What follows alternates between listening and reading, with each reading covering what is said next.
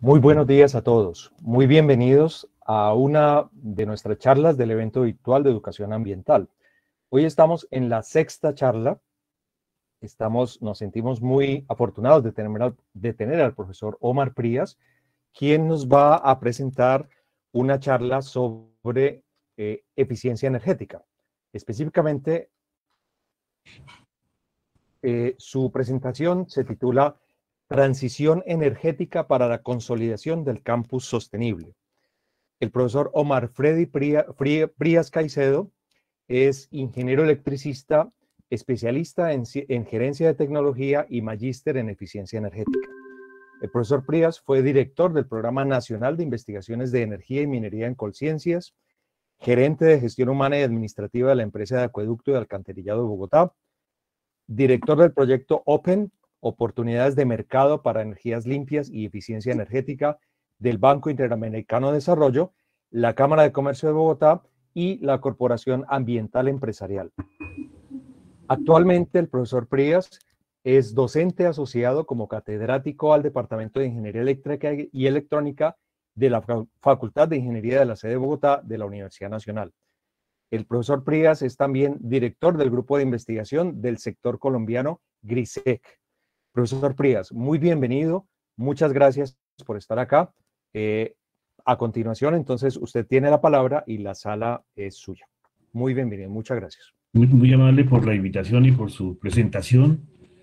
Pues y a todos por asistir a este evento, que me parece interesante. Es la primera vez que tengo la oportunidad de asistir y pues evidentemente el tema que trato pues hace parte de todo este debate y estas oportunidades que se están dando a nivel mundial y que en el país y sobre todo en la Universidad Nacional creo que se están adoptando de manera muy interesante y muy responsable, digamos, como actor que es fundamental en la dinámica ambiental y energética del país desde el conocimiento. Sí, pues evidentemente he tenido una trayectoria muy importante en el sector energético nacional, incluso en la unidad de planeamiento energético, estuve mucho tiempo también trabajando inicialmente y he estado en todos los ámbitos del sector de energía y he combinado obviamente la actividad profesional con la actividad pues académica, digamos académica obviamente marginal. Sin embargo, últimamente, pues las condiciones propias de la dinámica en la Universidad Nacional en los últimos años me han permitido tener más interacción, incluso con la Oficina de Gestión Ambiental de la sede de Bogotá, en temas de eficiencia energética, haciendo levantamiento, caracterización de información con los muchachos, con los estudiantes, trabajos de grado, y con el grupo de investigación que tengo la oportunidad de dirigir. Es un grupo de investigación que está obviamente orientado al tema energético nacional, desde las políticas energéticas hasta los temas relacionados con eficiencia energética específicamente y algún tema de renovables. Hay una red que creé cuando estaba en Colciencias hace muchísimos años y se mantiene de grupos de investigación. Son 18 universidades a nivel nacional que tienen grupos de investigación en temas de eficiencia energética y fuentes renovables. Hacemos congresos cada 2 años. Últimamente no por la pandemia, por obvias razones, pero es una red muy interesante. Hemos tenido proyectos con Naciones Unidas para todo el país en industria, temas de eficiencia energética en la industria en Colombia, y lo hemos hecho con la red, con fondos de Naciones Unidas y de la Unidad de Planeamiento Minero Energético del Ministerio de Minas y Energía y MinCiencias. Programas nacionales, hemos hecho ya unos 2, 3 programas nacionales de impacto muy interesantes. Eso le lleva a uno o me llevó a mí a entender que este es un país que estamos lejos de la oportunidad. La industria en Colombia tiene muchos problemas, sobre todo la pequeña y la mediana industria. Ustedes lo saben, la estructura, digamos, productiva del país es 80% es pequeña y mediana, el 20% es gran industria y esa es industria multinacional, en general. Sin embargo, nuestro aparato productivo sí tiene muchos problemas de sostenibilidad en ese ámbito. Pero bueno, digamos que ya para iniciar esta charla, evidentemente lo que hemos venido trabajando con la Oficina de Gestión Ambiental de la sede de Bogotá hace unos años, es irnos aproximando a ese tema de campus sostenible desde el ámbito de la energía, que es un ámbito que evidentemente pues, se ha manejado, pero muy tímidamente y que yo creo que ya nos toca como Universidad Nacional entrar en la transición energética. La transición energética vista como tendencia a nivel mundial y por supuesto a nivel nacional en función de los drivers que han impulsado la transición. Yo creo que todos los que estamos en esta conferencia tenemos claros esos nuevos enfoques, esos nuevos retos, esas nuevas apuestas, se vuelve fundamental, ¿no? Porque uno de los ámbitos y de los impactos claves en la transición es el tema de energía. Y el tema de energía, efectivamente es un tema que ha sido complicado. Colombia tiene una matriz energética desde el punto de vista de energía eléctrica que es limpia. Producimos con agua, nosotros somos azules, producimos con agua la energía eléctrica que nos está llegando, o sea, con embalses. Esa ha sido, digamos, la trayectoria de Colombia, 70% hidráulico y 30% térmico, carbón y gas, para producir electricidad. O sea que el componente realmente de carbón es pequeño, es pequeño. Sin embargo, el componente hidráulico es grande, pero tiene otros tipos de impactos que son terribles, ¿no? Acabamos de ver el tema de Hidroituango, el Quimbo, que fue terrible, Urrá, Chivor, es decir, aquí el problema, digamos, ya no es de cambio climático, sino evidentemente es un impacto social en las regiones y un impacto económico incluso, ¿no? Pero bueno, ese es en el ámbito eléctrico, pero nosotros, las otras formas de energía, los otros energéticos, como el tema de los combustibles fósiles, pues evidentemente Colombia ha vivido y sigue viviendo del petróleo, sin ser un país petrolero, ¿no? Como Venezuela, que es vecino. Y eso implica unas condiciones fuertes en la economía de Colombia, porque pues exportamos el petróleo, bueno, con los tipos de modelos de negocio que han sido discutidos desde hace muchos años, incluso desde el punto de vista del ámbito de la guerra. Un grupo armado se optó por el debate desde el punto de vista, eh, pues un poco que no, con el que no estamos de acuerdo, pero optó por esa discusión en el tema petrolero. O sea, el tema del petróleo en Colombia no es solamente un tema ambiental, es un tema político, es un tema económico muy complicado, y que nos ha generado, digamos, en nuestra balanza, digamos, económica del país, pues es fundamental porque nosotros exportamos petróleo a través de los tipos de modelos de negocio que tenemos con las multinacionales y pues tenemos un ingreso y vivimos de las regalías del petróleo, ¿no? Es otro tema importante. Sin embargo, el uso de los derivados del petróleo es fundamental y es muy importante en la matriz energética colombiana. La electricidad apenas es un porcentaje del total de energía que se maneja en Colombia desde el punto de vista del carbón, el petróleo, el gas y obviamente la electricidad. La electricidad es realmente importante en la industria, en el sector residencial, servicios públicos, pero en la matriz, por ejemplo, en la parte que tiene que ver con transporte, con movilidad, pues obviamente son derivados del petróleo. Y es el consumo más amplio de la energía en Colombia, en la matriz energética de Colombia. Uno de los usos finales de mayor consumo de energía es el sector transporte y es el más ineficiente. Nuestro transporte es rezagado tecnológicamente. Y pues obviamente eso hace que, a pesar de que ha habido unas motivaciones ambientales muy interesantes, que es como el driver que logró que por lo menos la tecnología se actualizara a nivel de transporte, que la gente cambiara su carro por un carro nuevo, que los buses viejos y estartalados pues salieran del mercado, pues implicó una decisión fue ambiental, realmente más ambiental que energética, con el certificado de emisiones, que obligó a que todos los carros que rodaran tenían que tener un certificado, y eso obligó a cambiar la tecnología en el mercado, y pues se bajaron las emisiones y el consumo pues mejoró en forma eficiente en cuanto a derivados del petróleo. El carbón lo usamos en Colombia en la pequeña industria, muy ineficiente, o sea que emitimos todos los contaminantes, ni siquiera gases de efecto invernadero, de todo, emite de todo en ese ámbito, pero pues es marginal en el sentido de la industria porque es alguna industria la que usa el carbón. Sin embargo, en la producción de electricidad, en las termoeléctricas, en Colombia, digamos, en las térmicas más o menos puede ser creo que un 60% es carbón y otro 40% es gas en las termoeléctricas que producen electricidad. Y las hidroeléctricas son el 70% del total, pues que producen electricidad que no tiene impacto tan fuerte en el tema de emisiones. Entonces, digamos que en ese ámbito, ¿Ocupada? Colombia, Hola. sí, aló. Sí, Claro, ¿me dale, escucha? no te preocupes. Sí. Tranquis. Bueno, chao. Bueno. Pensé que era aquí conmigo. Bueno, en todo caso, evidentemente, digamos, la dinámica en Colombia. Y el sector transporte en Colombia se consume más energía, después sigue la industria, después sigue el sector residencial, comercial, público, de los sectores de consumo de energía. ¿Qué está ocurriendo a nivel mundial con la transición? La transición, pues efectivamente es una decisión de los países a nivel mundial en función de las señales tan fuertes que se están dando en relación con el tema de la sostenibilidad del planeta, ¿no?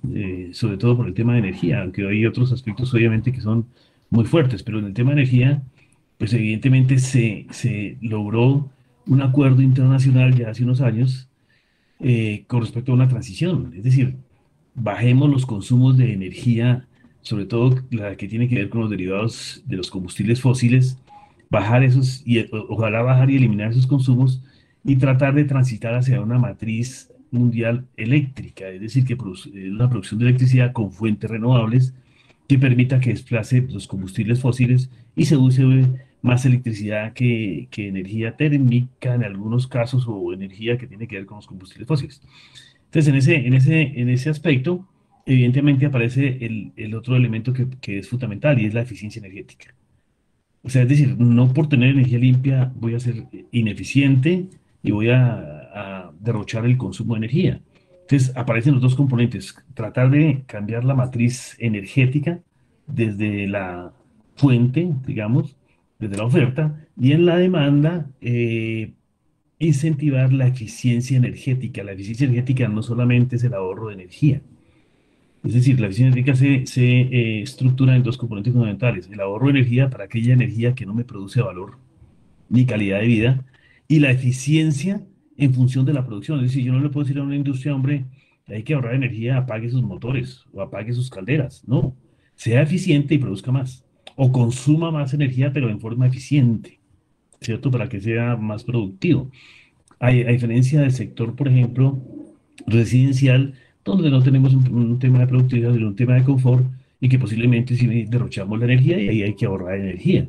Es lo mismo que en el sector servicios, en el sector público, cosas de ese estilo.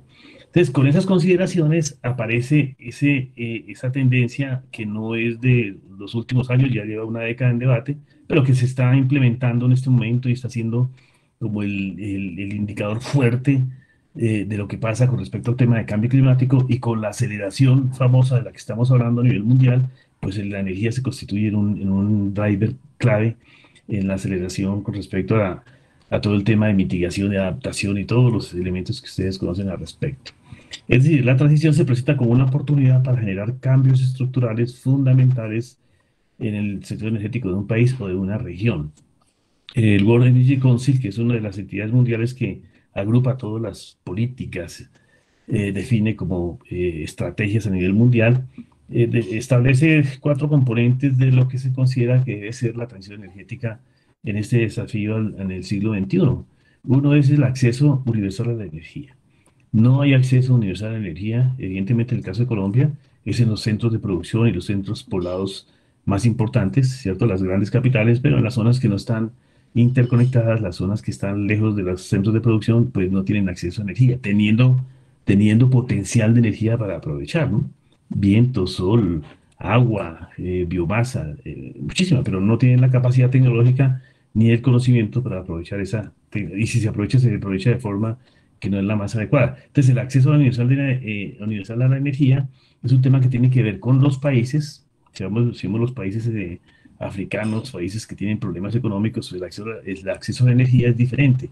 Colombia no tiene esas consideraciones, pero sí tiene a nivel de regiones problemas de acceso. Y a nivel de los centros de producción y las grandes capitales también hay problemas de acceso a energía, ¿no? Aquí en Bogotá o en Cali, ahora con lo que ha pasado, con todo este tema que se está dando de conflicto social, pues ahí empiezan a verse en esos problemas complicados de energía. La gente no tiene para pagar su recibo o su factura de luz, como dicen la gente, de electricidad, porque pues porque no tiene con qué pagar, no tienen empleo, la pandemia ha sido complicado. Otro aspecto que se tiene en cuenta a nivel mundial en la transición tiene que ver con la reducción de impactos del cambio climático. Yo creo que ese es el driver clave. El driver clave es el impacto en el cambio climático desde el punto de vista de la producción, generación, transporte, distribución y uso de energía en todas sus formas. es decir, energía de combustibles fósiles, energía eléctrica, gas, es decir, y las mismas renovables, ¿no? El tema de seguridad energética, es decir, esos son planteamientos que en el caso de Colombia la política energética establece unas condiciones de seguridad energética, es decir, que no tengamos problemas de racionamiento por falta de un recurso o por un tema de cambio climático. Es decir, la seguridad energética se constituye en una variable de la política energética de los países a nivel mundial. Y la reducción de impacto en el cambio climático sobre el medio ambiente, ¿no? O sea, cómo reducir los impactos. Ese es como los elementos fundamentales que se estilan a nivel mundial en las grandes conferencias de los países para ponerse de acuerdo sobre el manejo de la energía, sobre la producción de la energía, cómo desplazar el tema del petróleo, por ejemplo, o de los combustibles fósiles, cómo tener en cuenta los impactos, por ejemplo, del uso de la leña, que todavía se usa a nivel mundial. Y la leña, pues, tiene problemas de impacto complicado con el recurso que tienen los países de biomasa, que no se utiliza como una biomasa que yo pueda aprovechar, sino evidentemente, pues no se usa porque no hay unas condiciones ni tecnológicas, ni siquiera desde el punto de vista del aprovechamiento propio de unas regiones que tienen mucha biomasa, mucha leña, y que pues por condición ancestral pues la han usado, ¿no? O sea, hay un elemento social, un elemento ancestral por ahí que vale la pena tener en cuenta. Bueno, eso para efectos de considerar y, y generar un debate que nos toca como Universidad Nacional en el contexto de nuestra oportunidad con las oficinas de dirección ambiental de la universidad, con el direccionamiento de la rectora, que está muy preocupada por este tema, el Comité Superior Universitario y todos los entes de la universidad. Y me parece pertinente un poco traer a colación tres referentes a nivel mundial que hace más de 10 años han venido planteando la urgencia, que ahora sí se nos volvió urgente, ¿no? El Papa en su encíclica pues hablaba, yo pienso que eso fue una encíclica hace como 10 años o más, sobre el calentamiento global, ¿no? Si el calentamiento global es real, es principalmente el resultado de la actividad humana, o sea, ese es interesante, o sea, es el hombre el responsable. Los países ricos tienen una deuda ecológica con los países pobres. Esa es una declaración no del carácter de creencia, sino es una declaración política del Papa. O sea, los países ricos son los que consumen la energía nuestra. Nosotros exportamos todo el carbón. Colombia exporta el carbón y Colombia es uno de los principales productores de carbón en América Latina después de Brasil, de carbón térmico. ¿Y lo exportamos a quién? Pues a los grandes productores de equipos que después nos lo devuelven en televisores, en computadores, en esferos, en pocillos, todo lo que tengo acá.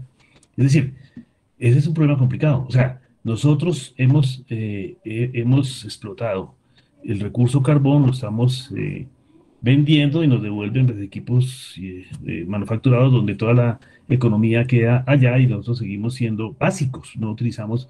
Y eso ocurre con otro tipo digamos, de factores que se dan en el país. O sea que hay una deuda ecológica en ese sentido, porque pues evidentemente tenemos una participación en el mercado mundial pequeña o marginal, pero es importante en estos temas. Se deben crear instituciones internacionales fuertes, dice el Papa en su momento, y que los líderes políticos pues empiecen a presionar fuertemente, porque pues eso también implica un sacrificio individual. Considero que esa es una declaración importante política, donde pues Evo Morales también lo decía en su momento, en el 2009, ¿no? Y Evo Morales, pues obviamente, digamos, establece un paradigma que no había antes, ¿no? Un indígena en un gobierno, ¿no? Eso me parece interesante. Sin embargo, plantea cosas como esas. Si no defendemos los derechos de la madre tierra, de nada servirá defender los derechos humanos. Sí, es decir, no defendemos que la casa esté en buenas condiciones, pues ¿para qué defendemos los derechos humanos? Y eso tiene que ver con ese aspecto, ¿no? Los países desarrollados tienen que reconocer y pagar la deuda climática. También coincide con la declaración del Papa. O sea, los países que sí se han desarrollado con nuestros recursos básicos, con nuestras frutas, con nuestro café que sacamos, con nuestras flores, con el carbón que vendemos, pues se han desarrollado y nosotros hemos quedado pues en una condición digamos, de retraso en el desarrollo económico, tecnológico. Hay que crear un tribunal de justicia climática y tener una declaración de los derechos de la madre tierra, dice Evo Morales. Y pues Pepe Mujica, que es conocido, presidente muy interesante en América Latina, que dice, prometemos una vida de derroche y despilfarro que constituye una cuenta regresiva contra la naturaleza y contra la humanidad como futuro. O sea, esta es una declaración ética, ¿no? Se precisa hoy definir cómo se financia la lucha global por el agua y contra la desertificación, cómo y qué se recicla y cómo se presiona contra el cambio climático o el calentamiento del mundo, ¿no? Entonces ahí hay una discusión entre el agua y los recursos naturales que evidentemente hacen parte de la vida y sostenibilidad del hombre en la Tierra. La crisis ecológica del planeta es consecuencia del triunfo avasallante de la ambición humana. Eso fue en el 2013. Entonces, con esos tres ejemplos, digamos, de contexto político, ¿qué es la transición en Colombia? Colombia asume en el 2014 con una ley, la ley de transición energética de 2014, asume evidentemente entrar en la dinámica de la transición mundial para efectos de contribuir al tema del cambio climático, pero también para aprovechar nuestros recursos naturales y nuestros recursos energéticos. En ese sentido, perdón, es que estoy en una conferencia a nivel nacional, por favor. Qué pena, es que este tema virtual no es tan perfecto, tocó cerrar las puertas por el ruido. La transición en Colombia, evidentemente, se asume de carácter político mediante una ley que es la ley 1715 del 2014, que establece una participación fuerte de las fuentes renovables en la matriz energética en Colombia para desplazar los temas, por ejemplo, de los grandes embalses hidroeléctricos en el sector eléctrico y tratar de eh, sacar del mercado, digamos, de generación las plantas termoeléctricas, sobre todo a carbón, o que sean más eficientes por ese lado. Pero también establece, obviamente, el uso y consumo de los combustibles fósiles en la matriz energética en Colombia. Entonces, esa transición determina unos aspectos interesantes. Uno, que evidentemente la tendencia mundial es hacia la electrificación. Es decir, tratar de cambiar los usos finales de energía térmicos, que yo tengo una caldera en mi industria para producir cosas, pues esa caldera necesita carbón o necesita gas o necesita biomasa para producir calor o vapor. Y ese calor o vapor es para producir productos.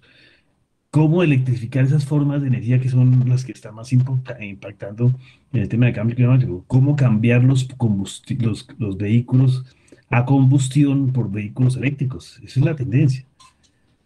Es decir, en ese sentido, la ley en Colombia se enfila hacia el tema de la participación activa de la demanda. Es decir, ya no es los grandes centros de producción para que el consumo residencial, público, comercial, pues consuma la energía, la utilice, la energía útil, sino que el usuario final, que era un usuario final pasivo, que compraba la energía o que pagaba su recibo de luz, como dicen la gente en su casa, de su factura de energía eléctrica o de gas, ahora sea activo, es decir, que pueda ser autogenerador.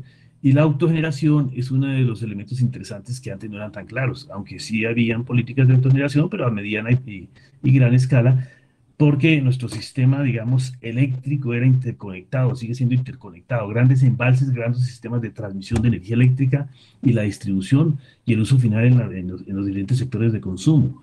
Ahora la idea es que yo me puedo separar del sistema y puedo autogenerar energía y participar del mercado vendiendo excedentes. Por ejemplo, puedo consumir lo que yo necesito, lo que necesito en mi casa, en mi industria, en mi centro comercial, en el hospital. Autogenero y vendo excedentes al sistema. Ese es el gran cambio que ocurre en Colombia. Esto implicaría varias cosas. Primero, que aparecen aspectos relacionados, por ejemplo, con los sistemas de medición inteligente. No tenemos medición, la empresa no mide hacia adentro, mide hacia afuera, en el contador, como dicen, no sé, en mi casa, en el conjunto residencial donde yo vivo, aquí en Bogotá, pues hay un contador y ahí pero no sé cuánto consumo realmente lo que aparece en el recibo de energía, pero no tengo, digamos, la percepción y las condiciones para poder establecer cuánto podría yo autogenerar y cuánto podría vender al sistema. Necesito tener medición. Aparece la generación distribuida, es decir, me separo de la red. Una empresa, un centro comercial, un parque industrial se pueden separar del sistema, autogeneran entre sí, pueden crear un mercado pequeño, autogeneran y entre todos pagan, se hace un esquema de distribución de energía eléctrica, si se hace con fuentes renovables que produzcan electricidad, y también toman del sistema interconectado para sus usos finales. Entonces aparecen las fuentes renovables, la autogeneración, los sistemas de emisión inteligente, la generación distribuida, o sea, es decir, zonas como, por ejemplo, aquí en Bogotá, yo vivo en Ciudad Salitre, Ciudad Salitre se puede desconectar del sistema y tener su propia generación, por ejemplo. En ese sentido, podríamos tener en cuenta elementos interesantes que antes no estaban. La gestión eficiente de la energía y de la demanda. Es decir, la curva de demanda en el sector residencial tiene un pico en la tarde, en la noche, que es donde todos prendemos la iluminación, usos de recreación, computadores. Ahí hay un pico muy alto y ese pico lo soportan las plantas termoeléctricas a carbón. Entonces, la idea es bajar ese pico. ¿Cómo se hace para bajar ese pico? Primero, con acciones de tarifa diferencial horaria, ¿no? Tener una tarifa eh, de bajo precio en el valle, o sea, en las horas valle, que es de 8 de la mañana, 11 de la mañana, 2 de la tarde, 5 de la tarde, y en las horas pico una tarifa costosa para que por diferencia tarifaria se dé una señal de bajo de consumo, bajar el consumo. Entonces la gente puede desplazar consumos de energía en el pico, pasarlos a los valles y paga menos energía. Entonces cosas como esas se venían dando, pero no con la fuerza que se está dando en este momento, y todo el tema de cambio tecnológico. En conclusión, la transición energética en Colombia tiene que ver con dos aspectos fundamentales: la demanda activa y el cambio de la matriz energética en Colombia en general, no solamente eléctrica, de la matriz en general, pero con énfasis en la parte eléctrica porque es la tendencia mundial. Entonces, en ese contexto, evidentemente, se ha venido discutiendo desde hace unos años en las oficinas de gestión ambiental, que han tenido como la pertinencia, obviamente, de todo el tema de la implementación de los sistemas de gestión ambiental y todo lo que corresponde con el campus universitario. Se ha venido discutiendo un poco cómo incluimos en ese contexto el tema de la transición energética, vista como fuentes renovables, como la participación activa de la demanda y movilidad eléctrica. Es decir, la movilidad eléctrica entró fuerte a nivel mundial. ¿Por qué? Porque pues obviamente la movilidad, es decir, el sector transporte es el que más consume energía en Colombia y más emite gases de efecto invernadero. Por lo tanto, si se traslada eso hacia la movilidad eléctrica, que se va a hacer con fuentes renovables, pues hace que realmente se contribuya a bajar notablemente todo el tema de emisiones y a ser más eficiente incluso. Es más eficiente la energía eléctrica, digamos, que la energía térmica. Los sistemas térmicos tienen una eficiencia en la industria promedio, no sé, entre el 40 y el 60%, y eso. En cambio, los sistemas eléctricos pues deben tener una eficiencia del 70-80%.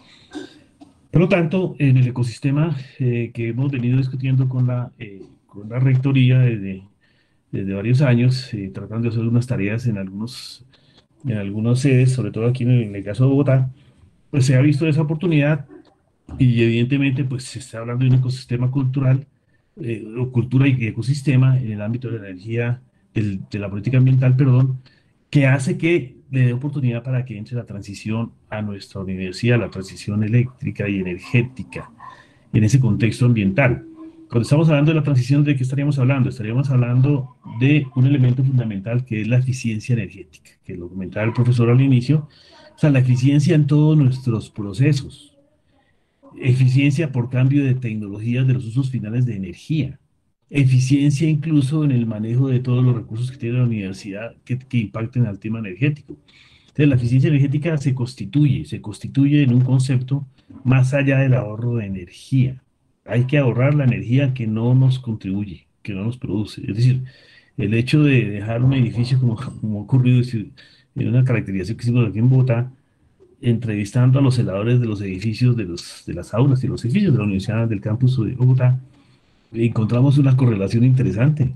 Solamente conversando con ellos, haciendo una encuesta, y porque encontramos en una serie de tiempo que viendo los consumos de energía eléctrica, que había un consumo alto en épocas por ejemplo, en el fin de semana, sábados en la tarde, domingo, y en vacaciones también se subiera el consumo de energía eléctrica, pero se supone que no hay estudiantes ni profesores, pues hay un grupo.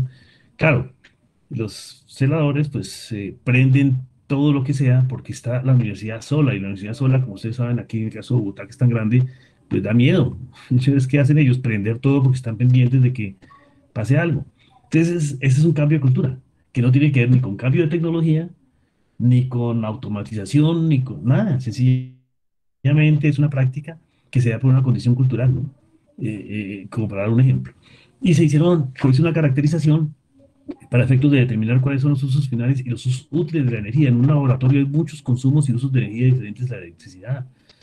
En las aulas, pues obviamente, en los centros digamos, de procesamiento de datos, centros de computación, lo que pasaba, por ejemplo, en el auditorio de Don de Greg, también vimos unas cosas excepcionales sobre unos consumos de energía terribles por unos sistemas de iluminación que no eran los más adecuados. Pero bueno, todo eso es uno de los aspectos que estamos viendo, o sea, cómo logramos hacer eficiencia energética en función de una tendencia en campos sostenibles que se está dando fuerte en Europa, que es la domótica. O sea, en eficiencia energética y domótica van de la mano. ¿Qué significa la domótica? Tratar de automatizar todo.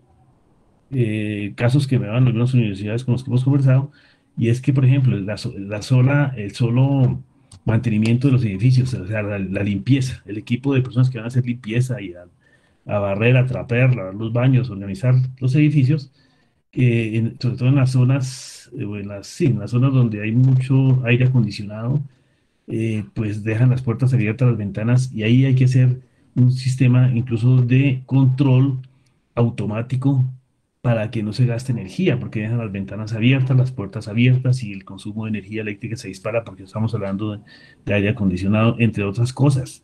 Movilidad, escaleras eléctricas, cosas de ese estilo que se pueden también automatizar para lograr que se muevan en función de la carga, ¿no? Cosas de ese estilo. Es decir, la eficiencia energética vista como los usos de energía final en iluminación, en aire acondicionado, en otros usos finales de energía en las universidades que tienen que ver con algunos laboratorios que usan energía eléctrica para calentar, ¿no? Calentadores, hornos, bueno, muchísimas cosas que hay alrededor. Y relacionarlo con la domótica es uno de los aspectos que vamos a tener en cuenta en esta oportunidad para la Universidad Nacional. El aprovechamiento de las fuentes renovables. Las fuentes renovables están consideradas dentro de la ley 1715 como las fuentes no convencionales de energía renovable. ¿Por qué ese término? Porque hay fuentes convencionales que son renovables, que es un embalse. Un embalse desde el punto de vista de emisiones es renovable, pero pues es una energía convencional. Y la tendencia a esta energía no convencionales renovables, como el tema del hidrógeno, que ya entró, ya estamos en un curso, por ejemplo, dictándole un curso a una empresa muy grande de generación de energía eléctrica que se va a pasar a hidrógeno, una multinacional en Colombia, pues mundial en Colombia maneja unos envases. Entonces, esas son energías no convencionales renovables, o sea, la solar fotovoltaica, pero también la solar térmica, no solamente fotovoltaica. Yo puedo tener energía eléctrica con un panel solar fotovoltaico, y ahí estoy aprovechando la energía de la radiación del sol, pero también puedo aprovechar la radiación para calentar agua. O sea, ahí ya existen sistemas solares termosolares, es decir, calentamiento de agua para usos finales, por ejemplo, en la industria, que necesitan agua caliente para muchísimos usos. Entonces ya no tienen que hacerlo con gas ni con electricidad, sino con un panel que produce, panel termosolar, pues que calienta el agua y la mantiene en unas condiciones y las pueden aprovechar. Entonces, todo ese tipo de oportunidades se pueden dar. Y el tema de movilidad eléctrica. Entonces, estamos hablando de eficiencia, fuentes renovables y movilidad eléctrica en los campos, que ya existen muchos campos a nivel mundial. Muchísimos campos donde la movilidad a través de patinetas gratis, libres, los estudiantes se mueven, carros eléctricos, buses internamente en los campus, cosas de ese estilo. Para eso, ¿qué se estila o qué hemos venido discutiendo? Pues lograr una transición en el ámbito de investigación, de desarrollo tecnológico y de innovación, no solamente por, digamos, de alguna manera, tener una oportunidad de hacer acciones, sino que eso también se constituya como Universidad Nacional en una oportunidad no solamente de solucionar problemas y de contribuir al tema de cambio climático, bajar los consumos de energía, cambiar la matriz energética, implementar la movilidad, sino que también sea un laboratorio, que la Universidad sea un laboratorio que le contribuya también al país a formar gente a formar muchachos y chicas con otra forma, de hecho ellos ya están con otra forma de ver el mundo diferente a la nuestra, pero también contribuir a las políticas energéticas del país desde la acción de la universidad. Entonces, para eso estamos hablando de una estrategia de investigación, de desarrollo tecnológico. El laboratorio de alta tensión de la Facultad de Eléctrica es casi que el primer laboratorio en Colombia que tenemos para probar los paneles fotovoltaicos, porque no por ser fotovoltaico y porque es energía renovable es bueno, ¿no? También hay basura. Hay que probar, hay que tener laboratorios, hay que hacer pruebas, hay que hacer ensayos, hay que hacer propuestas de mejora de las tecnologías. O sea, todo el tema de desarrollo tecnológico hay que hacerlo y hacer de la universidad también un laboratorio en ese sentido, ¿no? Y el tema de innovación. O sea, cómo cambiamos la forma de hacer la energía, cómo cambiamos nuestros procesos, nuestra forma de interacción, cómo hacemos cambios tecnológicos interesantes por innovación, de nuevas formas bueno, lo que está pasando ahora con lo virtual nos obligó a ser innovadores sin querer. Entonces, para eso tenemos tres experiencias que están en desarrollo. Uno, un observatorio colombiano de energía, que eso se los voy a comentar. Ya hicimos el diseño del observatorio. Otro, un centro de excelencia en energía. O sea, es decir, la universidad tiene muchos grupos de investigación en todos los ámbitos, desde biomasa hasta electricidad, pasando por nuclear, lo que ustedes quieran, desde la física hasta la ingeniería eléctrica, la ingeniería mecánica, agronomía, todos estamos en el ámbito de energía. Entonces, crear una capacidad con todos estos grupos de investigación, con esas facultades, con esas carreras, para tener un centro de excelencia en energía, para solucionar los problemas de la universidad, pero también para desarrollar nuevo conocimiento a nivel nacional. Y redes de conocimiento. Las redes de conocimiento, que es interesante, también con otras universidades, que de hecho ya tenemos una que es la red de conocimiento de eficiencia energética, pero con esos tres mecanismos puede ser interesante darle una mirada al tema de la transición energética en función de los ecosistemas que se están discutiendo, desde el punto de vista ambiental, que ya hay desarrollo importante en la universidad, que entre la transición en una mirada no solamente de poner paneles fotovoltaicos, tenemos que ir más allá, como Universidad Nacional, tenemos que ir más allá, eso hay que hacerlo, pero esa no sería la única actividad.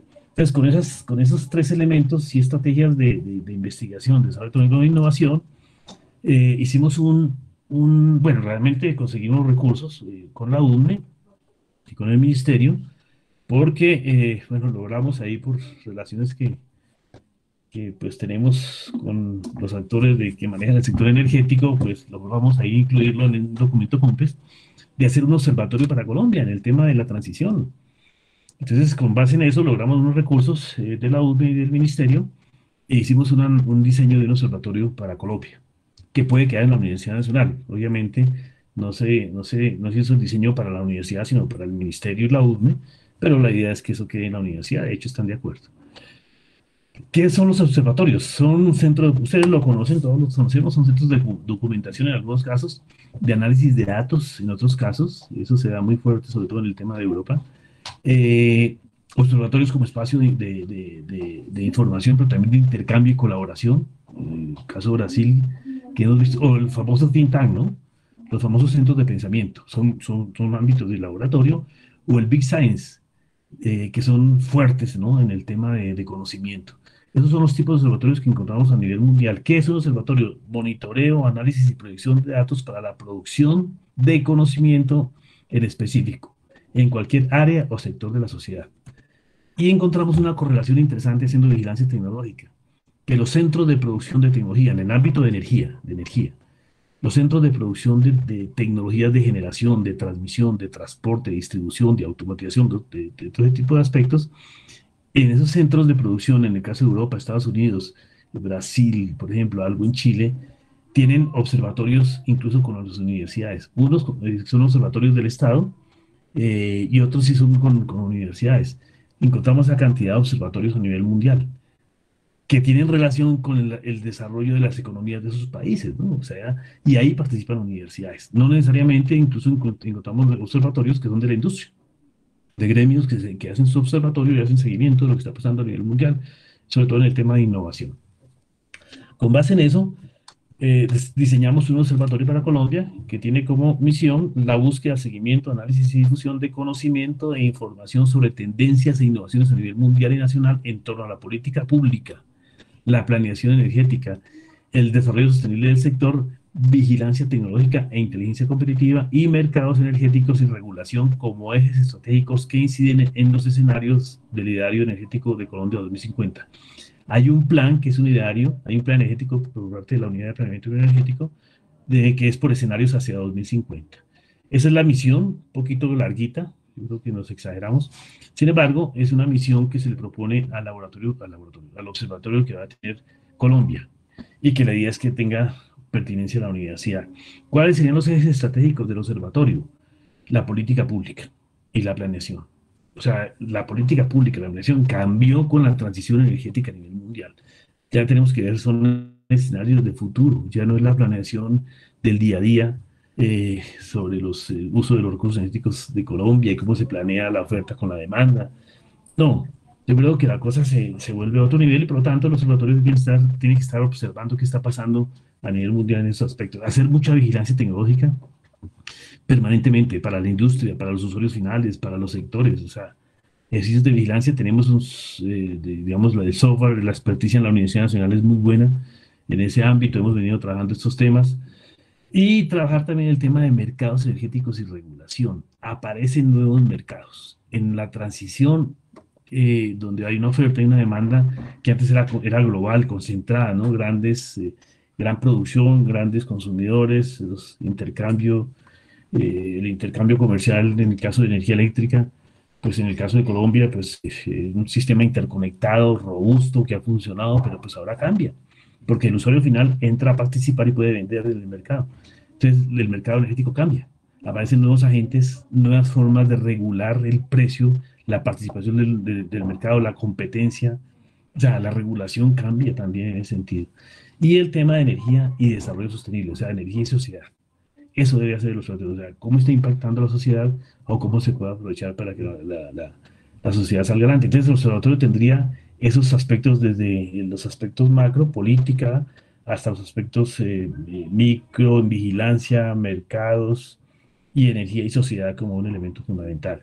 ¿Qué haríamos? Recolección de datos, mucha información.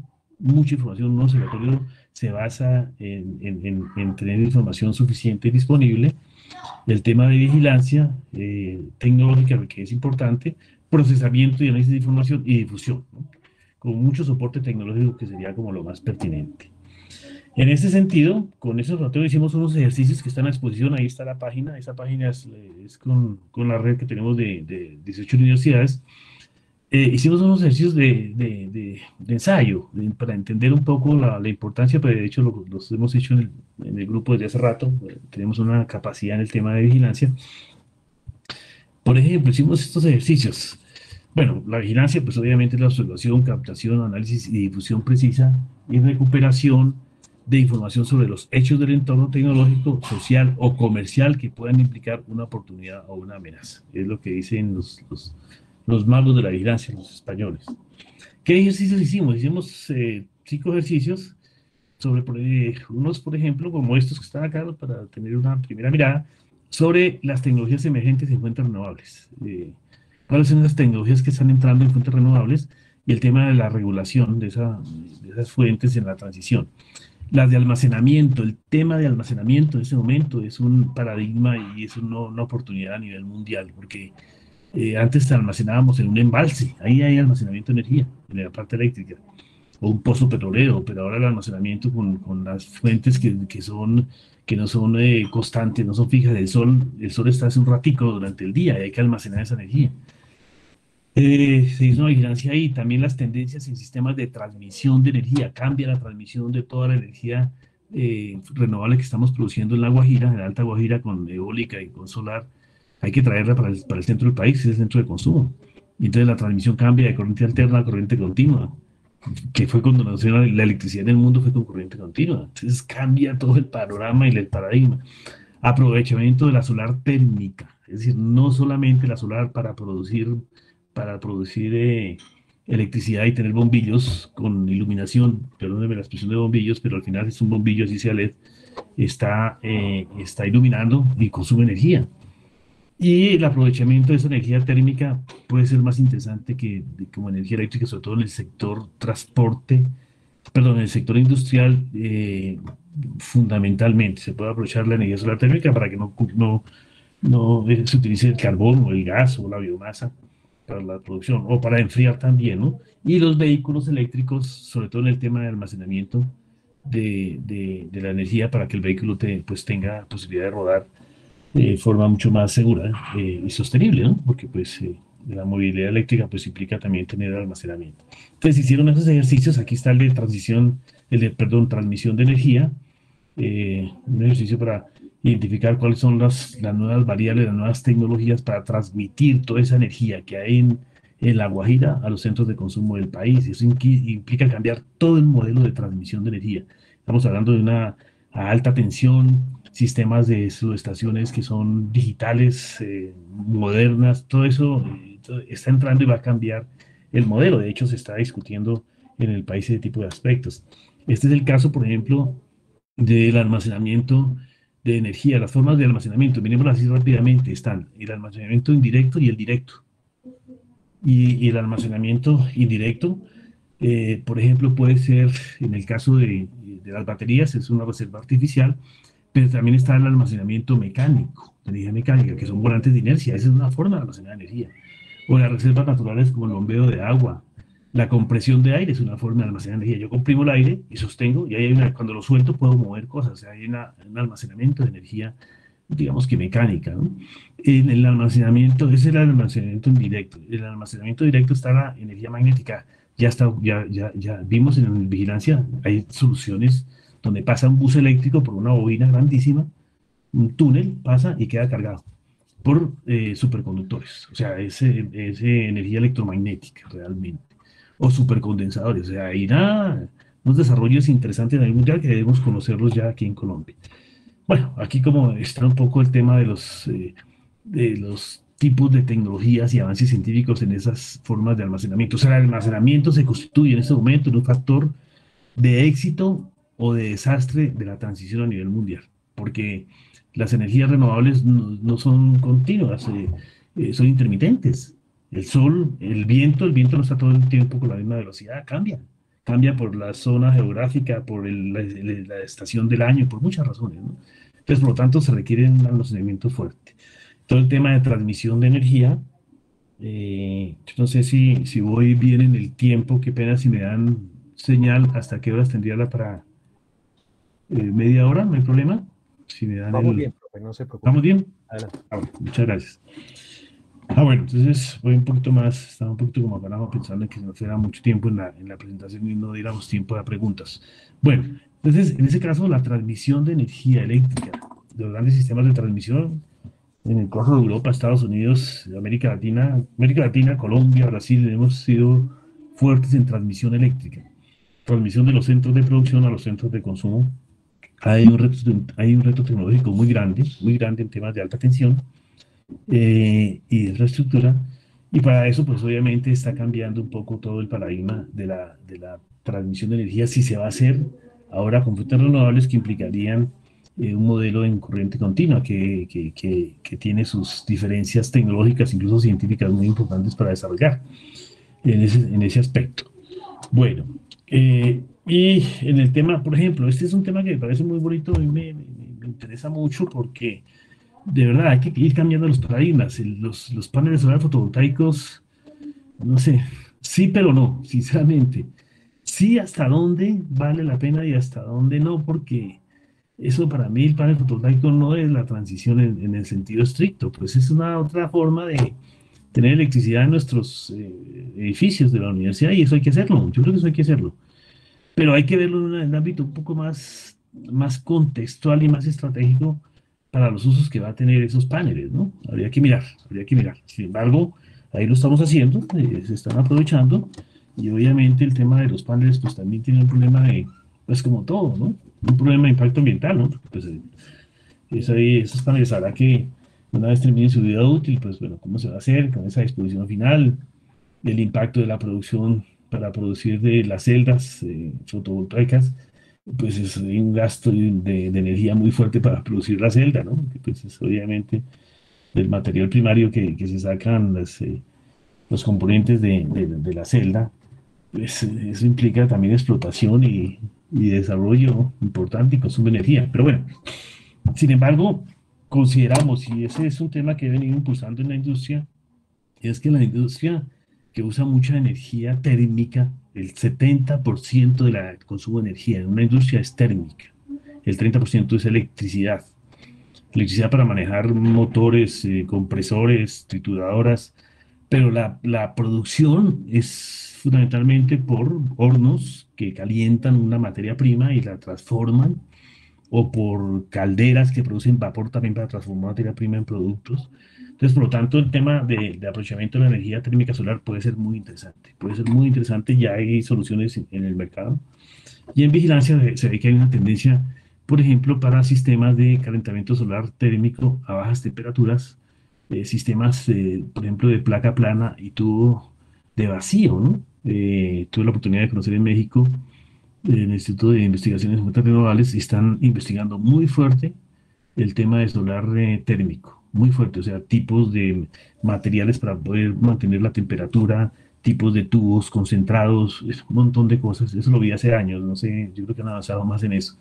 Entonces, por lo tanto, se está desarrollando ese tipo de cosas. Por ejemplo, en altas temperaturas, un canal parabólico, un reflector lineal Fresnel, una torre solar, un disco parabólico.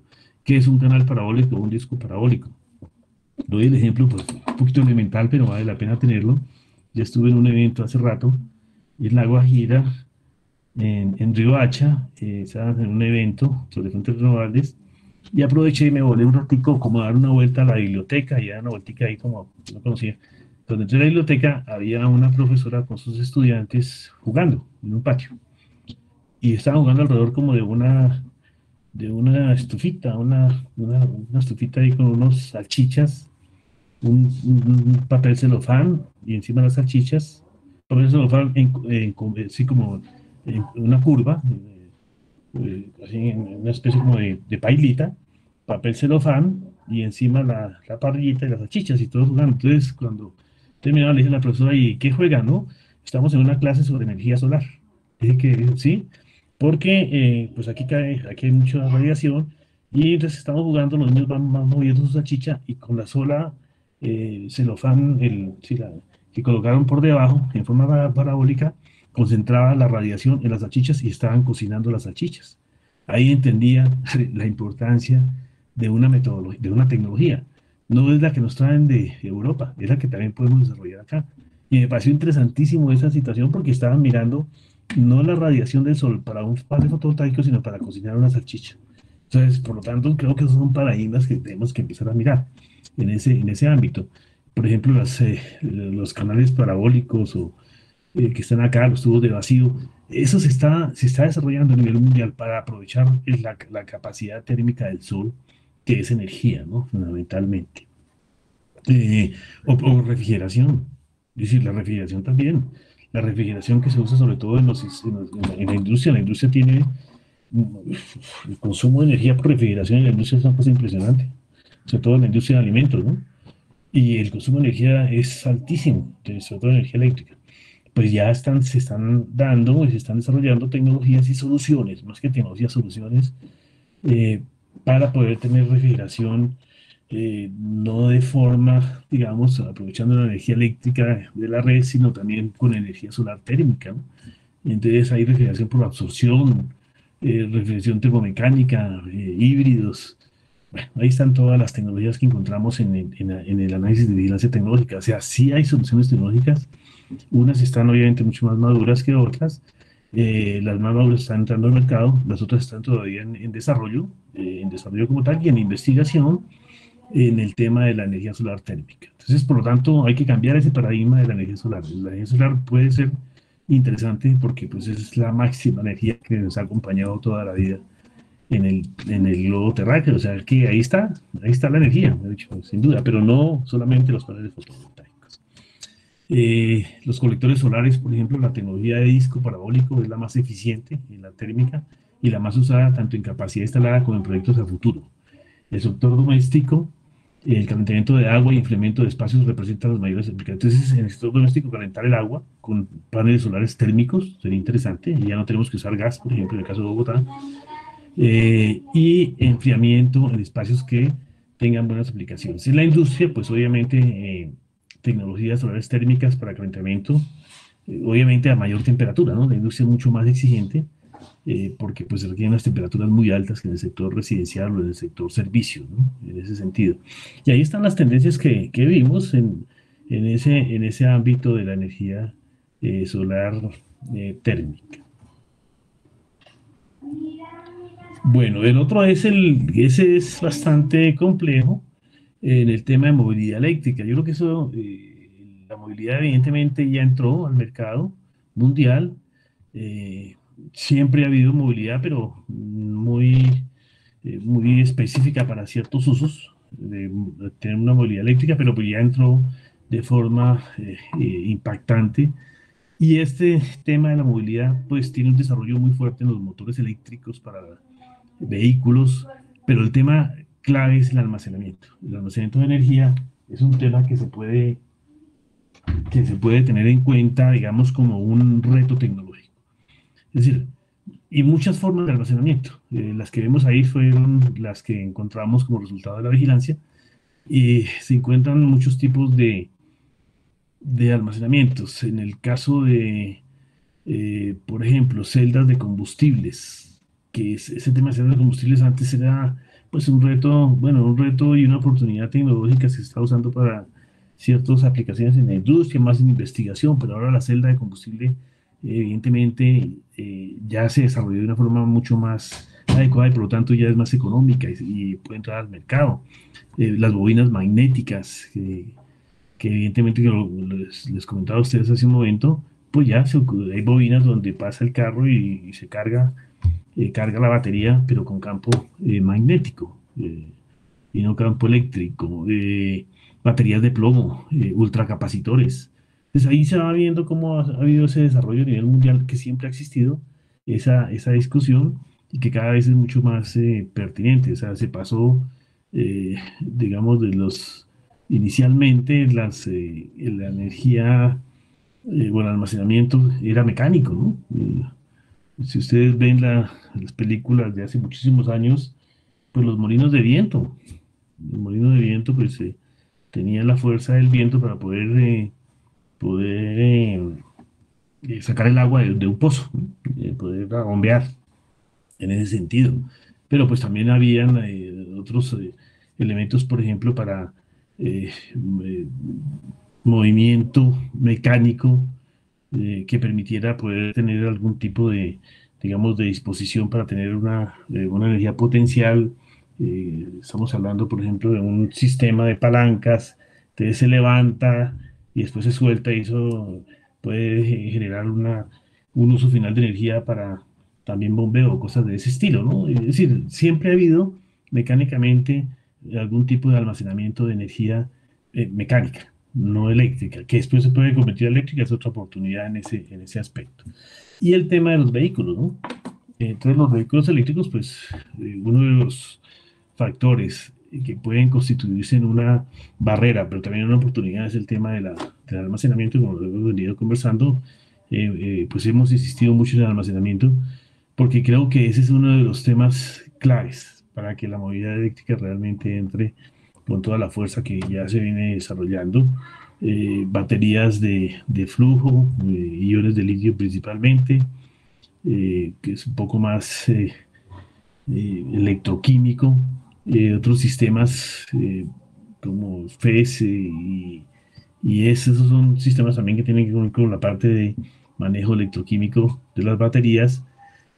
Bueno, y los otros que hemos visto en las anteriores diapositivas, y para eso también se está dando mucha investigación, muchos incentivos financieros para investigar y desarrollar el tema del almacenamiento.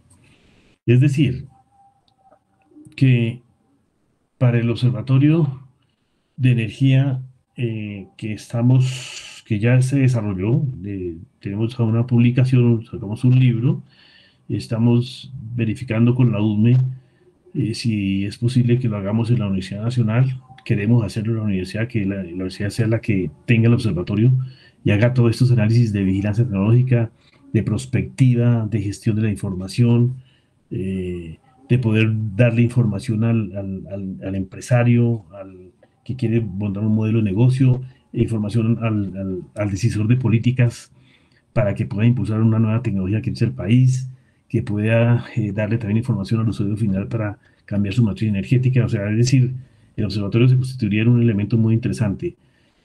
Como les comentaba en las primeras diapositivas, en Europa, Estados Unidos, hay observatorios muy fuertes que están relacionados con la industria y con la política energética de los países. En América Latina, quizás Brasil. Brasil, mucha información, ¿no? Tienen que tener una capacidad digamos, de poder no solamente tener la información, sino toda digamos, el desarrollo y el uso de esa información es fundamental, ¿no? Sobre fuentes renovables, la disposición de las fuentes, qué fuentes, cómo operarían, qué tipo de tecnologías, el uso final, el uso útil de la energía en los diferentes sectores de consumo de energía, no solamente electricidad, sino gas, carbón, biomasa y las otras fuentes renovables, ¿no? Ahora, cuando dicen las fuentes renovables, que en el caso de Colombia, pues tenemos toda la posibilidad, no solamente por la posición geográfica para el sol, que tenemos una radiación buenísima, sino también por el viento, los mares, la biomasa, la geotermia, es decir, mucho por aprovechar. Por lo tanto, el observatorio tendría que estar pendiente también de la sostenibilidad ambiental, porque uno de los impactos ambientales tiene que ver con el uso de la energía fósil.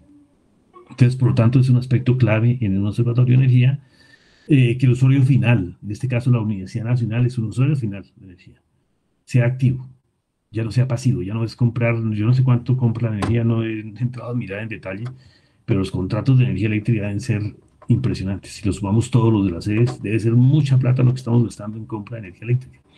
Entonces, tenemos que ver la posibilidad, tenemos unos campus grandes muy interesantes, a aprovechar para tener nuestra propia generación de energía eléctrica, que es la que generalmente usamos. Es sí, tenemos la de mayor uso, ¿no? Hay otras formas de energía para ciertos equipos de laboratorio, ciertos equipos necesarios para ciertas actividades de las sedes de la universidad. El tema de fuentes renovables, el tema de equidad energética es un componente del observatorio, o sea, cómo estamos en ese nivel a nivel nacional, el acceso a la energía por todos los grupos sociales y empresariales, ¿no? Porque hay empresas pequeñas que también tienen problemas de acceso a la energía, ¿no? Y se quiebran, y están quebradas realmente. El tema de la seguridad energética, que es una variable de la política energética y de la planeación, es decir, que tengamos energía suficiente, energía de soporte, ¿cierto? Energía firme. Porque si la energía renovable es intermitente, como ocurre, por ejemplo, con el viento, pues eso no genera seguridad energética. Y se requiere tener esa disposición de seguridad y hacer complementariedad entre el viento, el sol y otros recursos para que haya una seguridad energética. Y buscar nuevos modelos de negocio. Ese es bien importante, porque ahí podríamos interactuar incluso con las facultades de administración, facultades de negocio, o carreras, perdón, de la universidad en ese sentido, ¿no? ¿Por qué? Porque el usuario final ya puede tener un modelo de negocio en el tema de movilidad eléctrica, en venta de excedentes con fuentes renovables al sistema, de compra y venta de energía, cosas de ese estilo se están dando y debemos verlo desde ese punto de vista.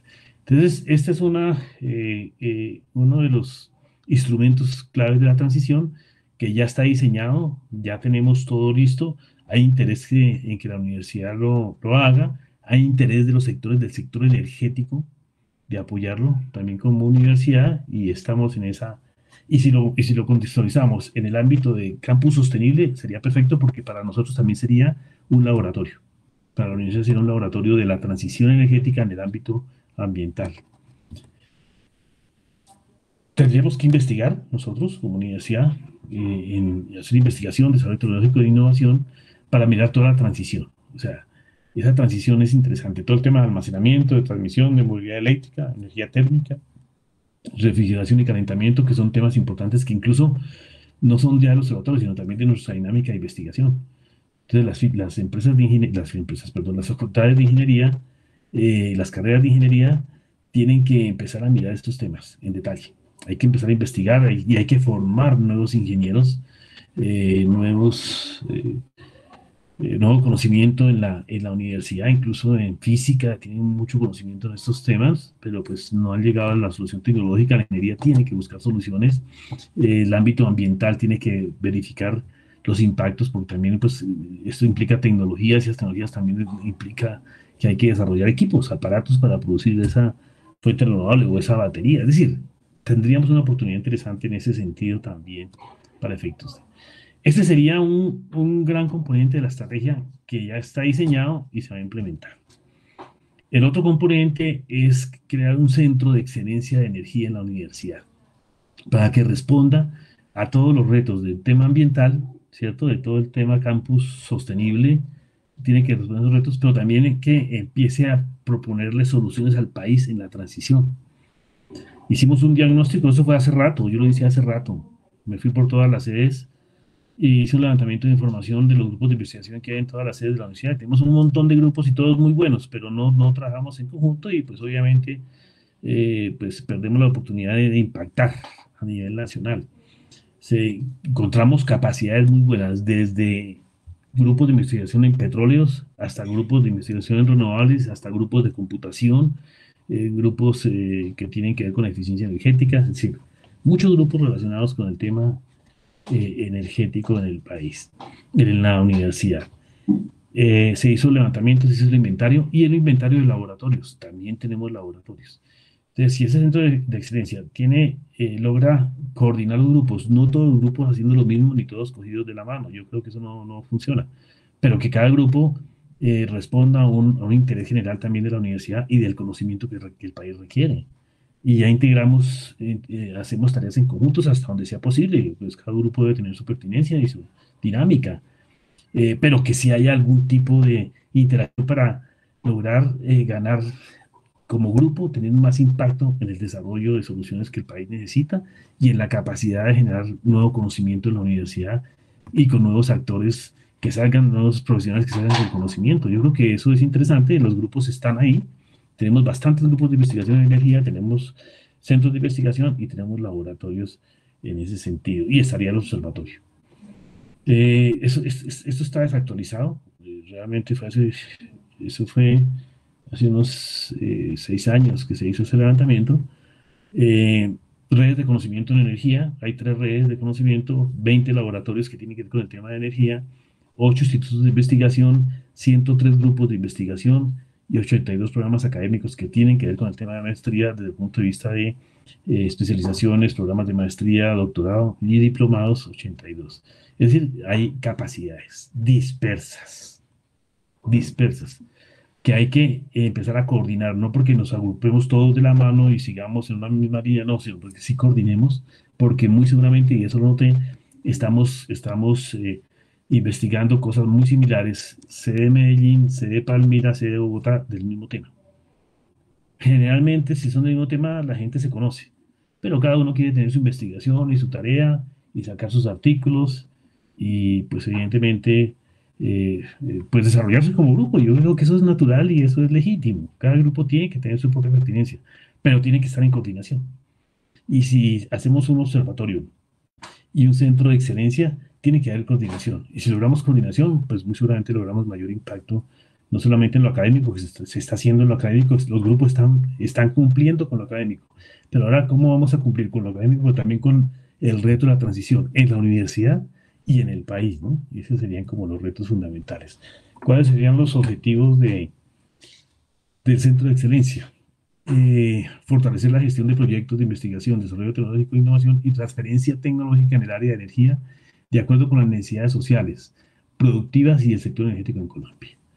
¿Qué habría que hacer? Pues tener visibilización y socialización de lo que estamos haciendo, identificar problemas y desafíos fundamentales del país. Hay que identificar cuáles son los desafíos que requieren investigación, desarrollo tecnológico, innovación, acelerar el desarrollo tecnológico en relación con las tecnologías para producir fuentes o aprovechar las fuentes renovables que tenemos en el país, que realmente tenemos muchísimas fuentes y de gran oportunidad.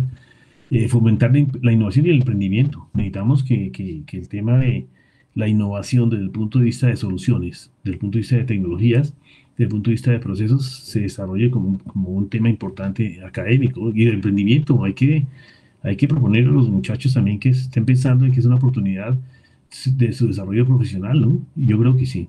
Todo el tema de financiación, bueno, perdón, de estructuración de convenios, convenios con, bueno, de hecho con las, siempre hemos tenido oportunidad de tener recursos a través de MinCiencias ahora con regalías y las convocatorias que hace el sector energético, pero yo creo que con empresas, de hecho ocurren, se hacen convenios, ¿no? Se hacen convenios con las empresas importantes. Acabamos de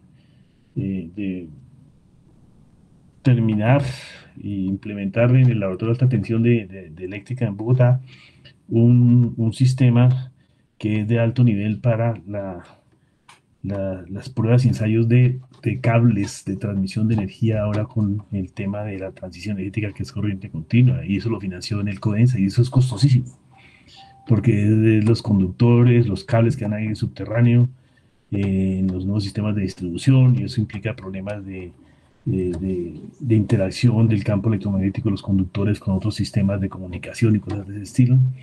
Entonces, hay cosas que se pueden hacer: soporte oportuno, ampliar fortalezas y relaciones interinstitucionales.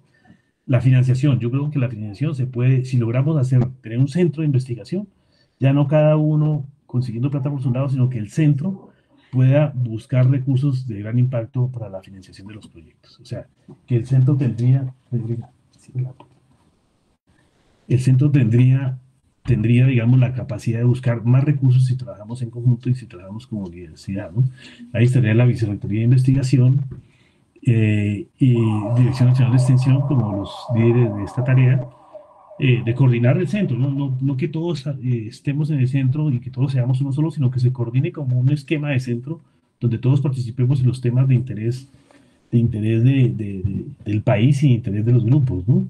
Apoyo a los grupos, hay que darle un apoyo fuerte a los grupos de investigación.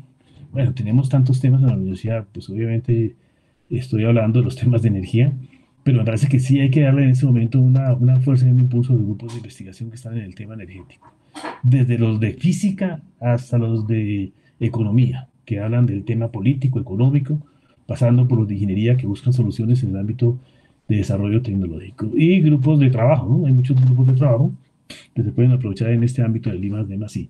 Ese sería el aspecto relacionado con todo el tema del centro de excelencia.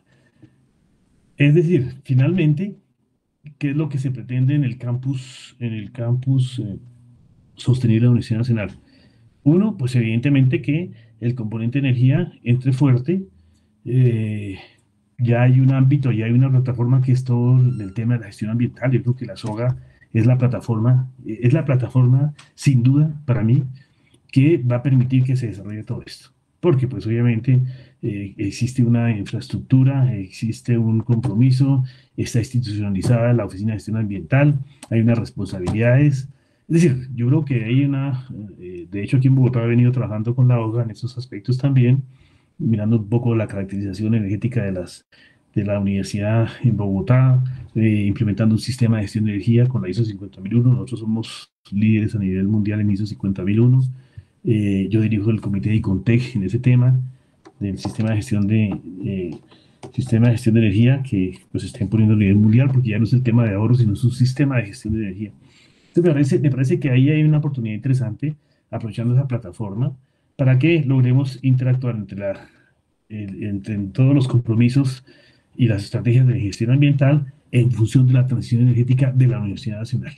Ese es como lo que estamos pensando con la rectoría y con los directores de las OGAs también, que la idea es ir interactuando con eso y poder establecer unas estrategias y acciones en el ámbito de investigación, es decir, proyectos de investigación de la universidad, todo el tema de innovación, o sea, procurarse a través de la investigación, eh, procurar resolver problemas y buscar alternativas que permitan la innovación en esta transición que se está dando. Van a haber muchas cosas, desde la medición, desde la identificación de los recursos energéticos renovables y cómo los puedo aprovechar y para qué los debo aprovechar, desde el uso final de la energía, y tener capacidades de desarrollo tecnológico, es decir, innovar también en equipos, tener laboratorios que los tenemos, tener el centro de excelencia que pueda hacer pruebas y pueda hacer investigaciones en ese sentido. O sea, es decir, nuestra tarea para acelerar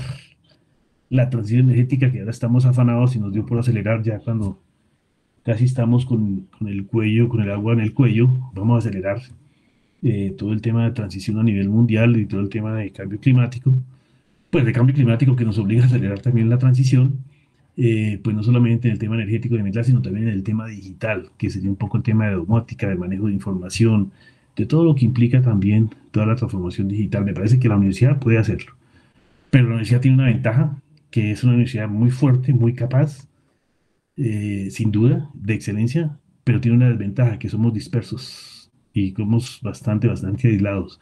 Y creo que este reto con la transición nos obliga a cambiar nuestras formas de interactuar con los estudiantes, con los profesores, con las directivas y con el país. Y en ese sentido lo que se pretende es que evidentemente el ecosistema ambiental sea un ecosistema ambiental y energético para la transición energética y para cumplir con los propósitos de cambio climático que el mundo está exigiendo y de las oportunidades ambientales que también en cada sede se están desarrollando. Muchas gracias. Profesor Privas, muchísimas gracias. Muy multidisciplinario todo lo que usted menciona, ¿no? Estaba pensando un poco en los grupos de investigación de la sede Palmira y creo que los grupos de investigaciones biológicas, bioprospección, biotecnología, podrían encajar allí buscando otras, bueno, hay una forma de participar. Profesor, Sí. a continuación, con el permiso suyo, le leo Sí. algunas de las preguntas que nos ha hecho el público. La primera la hace María Paula Benítez. María Paula Sí. dice, la energía solar térmica genera mucho calor que puede contribuir al calentamiento global. La energía fotovoltaica refleja una parte de la radiación solar hacia la atmósfera que también contribuiría al cambio climático. La pregunta entonces de ella es, ¿se tienen estimaciones sobre el efecto nocivo para el ambiente si el mundo entero adoptara masivamente este tipo de generación energética? Pues esa pregunta da como para una tesis de maestría, por lo que veo. Sin embargo, con muchísimo gusto, ¿cuál es mi opinión sobre este tema? Pues obviamente, pues ya tenemos clarísimo que se aceleró el tema de la temperatura global de la Tierra, ¿no? Por las condiciones propias, y no tanto, no solamente del hombre actuando sobre la naturaleza, sino que la misma naturaleza también está en este momento en un cambio vertiginoso. Yo no soy experto en ese cambio desde el punto de vista de las condiciones, digamos, del globo Tierra como naturaleza, pero me parece que desafortunadamente casi que la situación es irreversible, ¿no? Que es lo que se está diciendo en la literatura mundial, que entramos en un momento que la cosa parece que va hacia ese nivel, ya no estamos entrando tarde a solucionar el problema del crecimiento global de la Tierra, porque es un sistema obviamente que entra en esa condición termodinámica donde ya se no puede devolverse, no es fácil devolverse, ¿no? Por eso estamos hablando de la aceleración. Y esa aceleración a mi modo de ver, aunque la pregunta es bastante pertinente y tiene un contenido académico importante, el tema es fundamental en el modelo de desarrollo del mundo. Si el modelo de desarrollo a nivel mundial no cambia, pues esas condiciones termodinámicas no van a cambiar, porque pues seguimos teniendo centros de producción en Estados Unidos, en Europa, si al caso en América Latina, en algunos países, centros de producción donde pues el consumo de energía es tremendamente complicado, centros de producción. Y en el manejo de los recursos naturales, pues evidentemente hemos tenido tanto impacto en nuestros recursos no se están agotando, por supuesto que siguen ahí, pero digamos que van en una ruta de agotamiento la cosa más terrible, ¿no? Lo que está pasando en Brasil con nuestro presidente brasilero allá que está quemando el Amazonas, ¿no? Por una condición propia de mercado. Entonces, ¿qué significa eso? Que eso es un problema de modelo de desarrollo, ¿no? O sea, si no se logra cambiar el modelo de desarrollo, las condiciones técnicas de investigación para que baje la temperatura global de la Tierra no van a prosperar, no van a prosperar, porque los decisores a nivel nacional, a nivel de política, son los que están tomando las decisiones y no los científicos, no la academia, es la que debería estar tomando bueno, tomar las decisiones no porque tendríamos que ser políticos y estar dentro Ojalá pudiéramos todos tener una incidencia en la política. Pero me parece que los decisores a nivel mundial deben de soportarse en el conocimiento para tomar las decisiones en este ámbito. No se está haciendo. En algunos países hay oportunidades, aquí no lo veo tan fácil. Entonces, por lo tanto, considero que por lo menos la Universidad Nacional podemos contribuir incluso hasta en propuestas de política en ese sentido, ¿no? A nivel nacional, ya que las tomen o no las tomen, pues es otra cosa, porque pues no podemos ir más allá. Pero sí que quede constancia histórica que estamos haciendo lo mejor para solucionar. Esa es como mi respuesta, un poquito medio política, porque pues ese tema es para hacer un análisis mucho más en detalle, que creo que esa preocupación vale la pena empezarla a resolver, ¿no? Académicamente. Sí, es complejo. Por eso las universidades, un profesor chileno dice que si insertáramos la conciencia ambiental y la sostenibilidad ambiental en absolutamente todas las carreras, en toda la formación de todos los individuos, las decisiones de los individuos en el futuro deberían estar permeadas con esas consideraciones. Pero es un trabajo de largo plazo y estamos cortos con eso, ¿no? Tal vez hay que cambiar algunos paradigmas. Profesor, paso a leerle la segunda pregunta. La formula Jaime Gavilán Vallejo y dice, al hablar de transición energética hacia campus sostenibles de forma concreta y para ambientar a nuestra comunidad en lo que serán las apuestas institucionales de la Universidad Nacional, ¿qué nos espera? ¿Cómo deberíamos prepararnos para el próximo trienio? Pues lo que dice Jaime, creo que Jaime está haciendo una pregunta de la cual tiene parte de la respuesta, por el hecho de su condición, digamos, y participación en su universidad.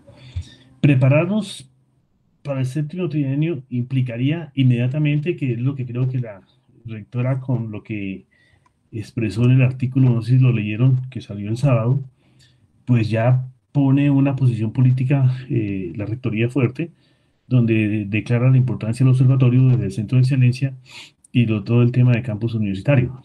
Lo declara a nivel nacional en un artículo. Me parece que eso ya es un respaldo, digamos, estratégico de la universidad en ese sentido. Por otra parte, yo sí creo que habría que internamente definir unas políticas muy claras, muy serias, con respecto a fortalecer las oficinas de gestión ambiental que incluyan, o sea, que las oficinas de gestión ambiental incluyan el tema energético, para no crear otra área, ¿no? Ya no sería, porque están las OGAS y ahora pues hacer otro que ya no sería la oficina de gestión ambiental, sino la oficina de gestión energética, pues yo creo que no.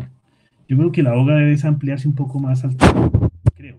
O sea, es fortalecer las oficinas de gestión ambiental con recursos y con estrategias y con lineamientos, para que incluyan ya el tema de energía como uno de sus aspectos fundamentales. Me parece que eso es más fácil, se puede hacer más rápido que crear otra institucionalidad.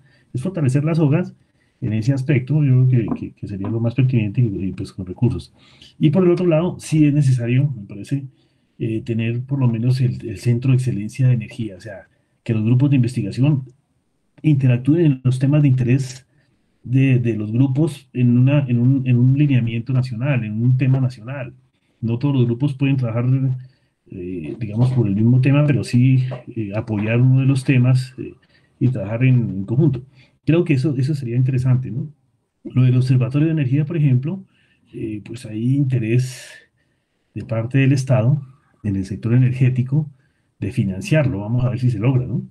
A ver si se logra que las entidades como Ecopetrol, como ISA, como ISAGEN, en el CODENSA, el Ministerio, la UNE, financien el observatorio y que quede en la universidad. Esa puede ser una opción interesante porque la universidad tiene la capacidad, obviamente, con los estudiantes de hacer mucha vigilancia, muchas tareas y sale relativamente no tan costoso si se crea por fuera, ¿no? En ese sentido. Entonces, prepararnos para este trienio es lo más rápidamente en los planes de desarrollo, ver cómo se da un fortalecimiento a las oficinas de gestión ambiental, que tengan recursos y más capacidad, pero sí habría que tener, por parte del equipo directivo de la universidad en este momento un lineamiento estratégico fuerte, es decir, una declaración muy fuerte. No sé cuál sería el, el mecanismo político de esa declaración, no sé si sea no sé, yo desconozco cosas ahí, si es una resolución, un decreto, no sé, como algo que sea fuerte, donde ya le dé un direccionamiento inmediatamente, que en esos temas pues está la rectoría, ¿no? Está pensando en eso. Obviamente la vicerrectoría de investigación pues está como con la tarea por parte de la rectoría de ir pensando esos temas, ¿no? Con el profesor Juris, que pues hemos podido comenzar en el tema también. Entonces, hay que juntar cosas. Claro, no te puedo dar una respuesta en detalle porque desconozco esa institucionalidad dentro de la universidad, no la conozco en detalle, no la, Jaime la conoce más, pero sí creo que ya hay que arrancar ya con una declaración fuerte en la universidad, unos lineamientos definidos con respecto a fortalecimiento de las hogas y unos compromisos por parte de las sedes de interactuar entre sí. No que todas las sedes hagamos, nos abracemos y nos vayamos pues hacia el objetivo. No, cada sede tiene su dinámica. Medellín es diferente a Palmira y Palmira es diferente a Bogotá y Bogotá es diferente a Tumaco. Yo creo que eso no. eh, pero sí que, que coordinemos actividades en conjunto y otras actividades a nivel de cada sede en su programa de desarrollo, digamos, en ese tema de energía, pero que coordinemos en lo fundamental. ¿Qué significa lo fundamental para mí? Pues establecer cuáles van a ser los tipos de energías que vamos a aprovechar, cuáles son los esquemas que vamos a utilizar, el tema de movilidad eléctrica, si vamos a hacer dos o tres pilotos y después los replicamos en las otras sedes. O sea, llegar a acuerdos entre las... yo pensaría, una reunión con todas las sedes, hombre, digamos un plan que vayamos a cumplir. ¿Qué hace cada sede por su cuenta? No pidiéndole permiso al resto, síganlo haciendo. Pero hay tareas en conjunto que debemos trabajar en conjunto y aprovechemos las experiencias y completamos la experiencia de cada una de las sedes. O sea, es un manejo que no es fácil, le corresponde a la rectoría y a las vicerrectorías que tienen que hacerlo y que creo que en este momento hay mucho interés, ¿no? Y hay compromiso de la rectora en ese sentido, es la más interesada, entonces hay que aprovecharlo, pero ya, ¿no? En el tiempo se nos da. Gracias. Muchas gracias a usted, profe. Le leo la siguiente y creo que nos quedan unas pocas preguntas dentro del tiempo. Pregunta Alicia Solarte.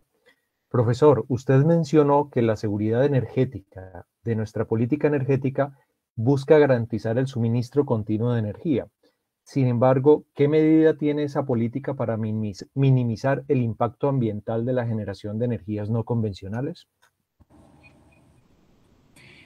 Esa pregunta me parece que es un punto difícil para mí por lo siguiente, no estoy tan en el estado del arte. O sea, conozco el tema del licenciamiento ambiental de los proyectos hidroeléctricos y termoeléctricos, que es lo que hemos tenido en ese ámbito. Y en el tema de hidrocarburos, pues también está todo el tema del licenciamiento ambiental y el manejo también, y el tema de la minería, ¿no? Ese carbón. Sin embargo, en lo del licenciamiento para lo de fuentes renovables, sí hay, entiendo que sí hay un ajuste, no lo conozco en detalle, realmente no lo he revisado, es una buena forma de irlo mirando. Si hubo un ajuste de la reglamentación o de toda sí, la normatividad ambiental de licenciamiento para las renovables. De hecho, sí lo hay, ¿no? Por supuesto que lo hay, pero no lo conozco mucho. Creo que ahí el tema fundamental sería en el manejo, por ejemplo, en el caso de paneles fotovoltaicos, pues cómo se van a utilizar y qué pasaría con el tema de, sobre todo el de la vida útil, ¿no? Porque si nos llenamos de paneles fotovoltaicos, después, ¿qué vamos a hacer cuando acaben su vida útil? ¿Cómo vamos a disponer de esos elementos para poder, obviamente, después de que salgan de funcionamiento, cómo se va a hacer la disposición final de esos elementos? Yo no sé si está eso ya reglamentado, creo que no, me da la impresión de que no, pero ese es un tema importante en ese sentido, porque pues obviamente nosotros no somos productores de celdas fotovoltaicas, esa es una ventaja, porque allá sí el impacto en la producción en otros países, los que están produciendo las celdas fotovoltaicas, pues tienen que mover un montón de silicio y eso implica intervenir la naturaleza para poder hacer las celdas. Y allá sí están ajustando todo el tema de... Ese problema no lo tenemos nosotros, que no vamos a producir los paneles. Usamos el equipo final, lo estamos usando, pero una vez acabe el audito, mi preocupación es cómo se va a disponer de esas tecnologías, ¿no? ¿Qué va a pasar? El tema de baterías, todo el tema de almacenamiento, que tampoco nosotros somos productores, pero vamos a ser usuarios de esa tecnología. Después, si las baterías de litio, de iones, bueno, todas esas baterías que son electromagnéticas o digamos de carácter químico, electroquímico, pues cómo se va a disponer al final de todo eso. Entonces, muy seguramente con las nuevas baterías que vimos en la charla de hoy, las nuevas formas de almacenamiento de energía, que ya son menos contaminantes, las magnéticas, incluso las de tipo mecánico, pues ya no tienen tanto problema, pero sí va a haber un problema grave en ese sentido, sobre todo en la disposición final. Ese sí me preocuparía. Pero por el otro lado está la parte positiva, el hecho de que en el caso de movilidad eléctrica, se logre cambiar el parque automotor en Colombia, de consumo de combustibles fósiles, ¿cierto?, por motores de combustión a movilidad eléctrica, pues ahí estamos con el tema de calidad del aire, estaríamos haciendo un aporte interesante, ¿no? Porque la calidad de aire en Bogotá es movilidad fundamentalmente y industria, ¿no? Y creo que es más movilidad que industria en ese sentido de calidad del aire. Ahí hay una regulación, de todas maneras ahí hay regulación muy fuerte ambiental. En las universidades, digamos en nuestras universidades, pues la movilidad pues es relativa, ¿no? La movilidad relativa. Sin embargo, pues también podemos contribuir al tema de calidad de aire si logramos cambiar a movilidad eléctrica en nuestras universidades. Yo creo que eso puede ser posible de corto plazo. Los vehículos eléctricos, las patinetas, los carros, los buses, ya están entrando al mercado muy fuerte y a bajo precio. Entonces, hacer una reconversión ahí en las universidades sobre el tema de movilidad eléctrica sería interesante. Sería interesante y además eso se paga solo, ¿no? Bueno, solo en el sentido de que el combustible pues ya va a ser no un combustible que tiene un costo muy alto, sino ya es una energía que es posiblemente renovable. O sea, si colocamos paneles fotovoltaicos bien puestos y que eso hacerlos que recarguen también, además de que suplan el consumo de energía del edificio correspondiente, pues queda energía para que los carros eléctricos dentro de la universidad pues también se carguen con esa misma energía eléctrica. O sea, que se pagan solos, porque ya no tienen que pagar combustibles, ¿no? O sea, financieramente hasta es una muy buena oportunidad, ¿no? Gracias. Gracias, profe. Creo que es, bueno, leo la siguiente pregunta, es un poco más general, dice Luis Martínez. ¿Todas o la mayoría de las energías deben terminar bueno, se refiere a generación de energía aparentemente. ¿Todas o la mayoría de las energías deben terminar convirtiéndose necesariamente en energía eléctrica? Esa es la tendencia, sí señor, la tendencia es a electrificar la economía del mundo.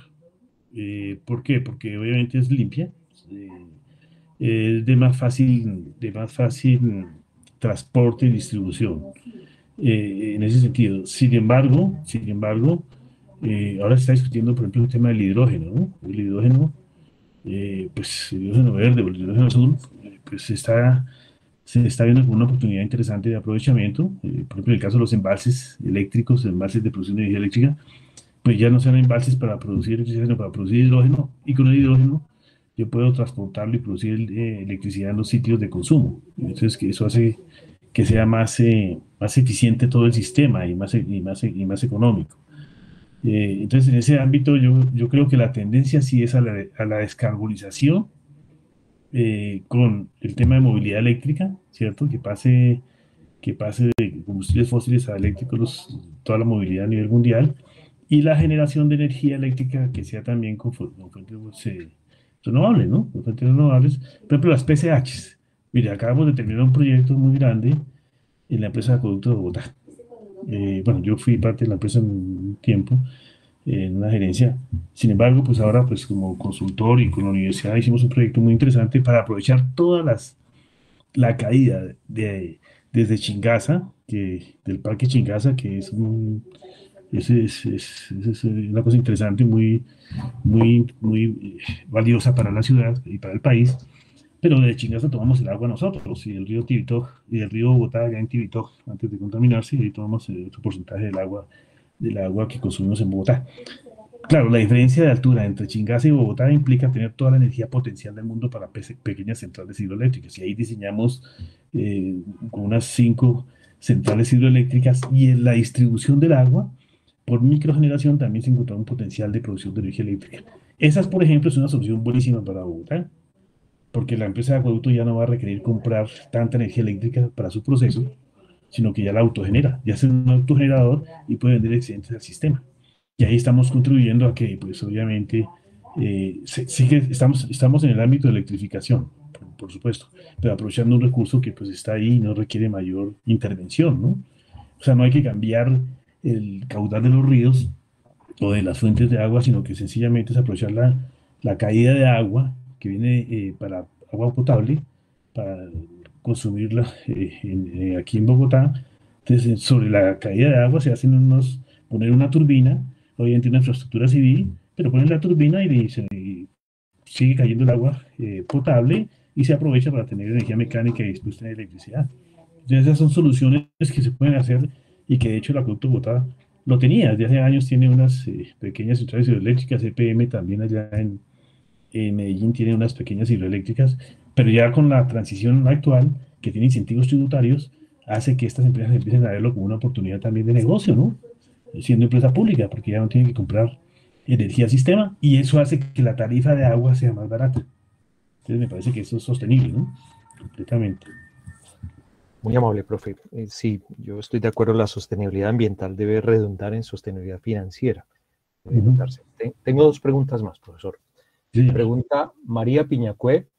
El acceso a las energías alternativas no es equitativo en el presente. ¿Qué se hace al respecto en este momento? Sí, yo creo que ese es un tema de política energética.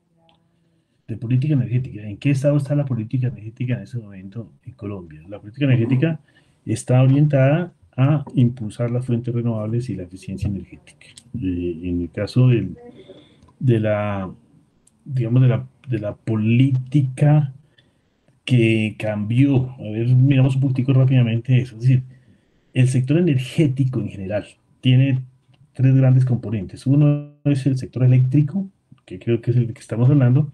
Otro es el sector de hidrocarburos, que es otro tipo de políticas. Y otro es el sector minero. Son los grandes sectores. En el sector eléctrico, nuestro sistema eléctrico ha tenido cambios interesantes. Muy interesantes. Hemos estado en el estado de arte a nivel mundial, desde el punto de vista de modelo. Es decir, Colombia hace 50 años cambia su modelo, digamos que era un modelo de generación, transmisión y distribución de electricidad para todos los usos finales de energía en la industria, en el sector residencial, comercial, público, centralizado. Y era el Estado el que asumía toda la tarea. Entonces el Estado invertía, generaba, producía, transmitía, eran empresas públicas y empresas del Estado. Algunas funcionaban bien, otras eran pues muy políticas. Sin embargo, ese modelo se cambió hace unos años y se cambió a un modelo descentralizado. Entonces, porque además eran grandes embalses, eran un modelo, grandes embalses y transmisión interconectada de todo el país. O sea, la costa tiene carbón, tiene gas, el centro del país tenemos agua, mucha agua embalsada. Entonces, producción de electricidad y con gas y con carbón y producción de electricidad con agua, se interconectaba todo en un solo sistema de transmisión. Y todo eso lo operaba y lo implementaba y lo operaba el Estado, ¿no? A través de las empresas. Se descentralizó y se le dio participación al privado. Al descentralizar, lo que se hizo, no es necesariamente, sigue teniendo la red, digamos, de interconexión nacional, pero hay una descentralización en el sentido de que las regiones pues, pueden también hacer su propia distribución y tener su generación de alguna manera en ese sentido. Entonces cambia el modelo, entran los privados y se crea una combinación entre privado y público en la explotación del recurso energético y los mercados eléctricos. Eso cambió por regulación y aparece la Comisión de Regulación de Energía y Gas y aparece la Unidad de Planeamiento y aparece la Superintendencia de Servicios Públicos pendientes de la calidad de servicio. Todo eso, digamos, cambió. Ahora con la entrada de las renovables, yo creo que el modelo no va a cambiar tanto como modelo, pero sí se vuelve un mercado mucho más participativo, porque ya no son los grandes en el Codensa o los grandes Celsia o los grandes Electricaría, no, ahora puede ser, no sé, un parque industrial aquí en Bogotá o allá en el Valle, un parque industrial que sea autogenerador y venda excedente al sistema y con eso también gane la plata. Entonces el mercado empieza a ampliarse y a ser más participativo, más social, digamos, en ese sentido, ¿no? Eso permite, de alguna manera, impactar en la seguridad eléctrica porque ya no dependemos de una decisión política que a veces es como complicada. Mire lo que está pasando en Europa con Rusia, ¿no? Y el gas.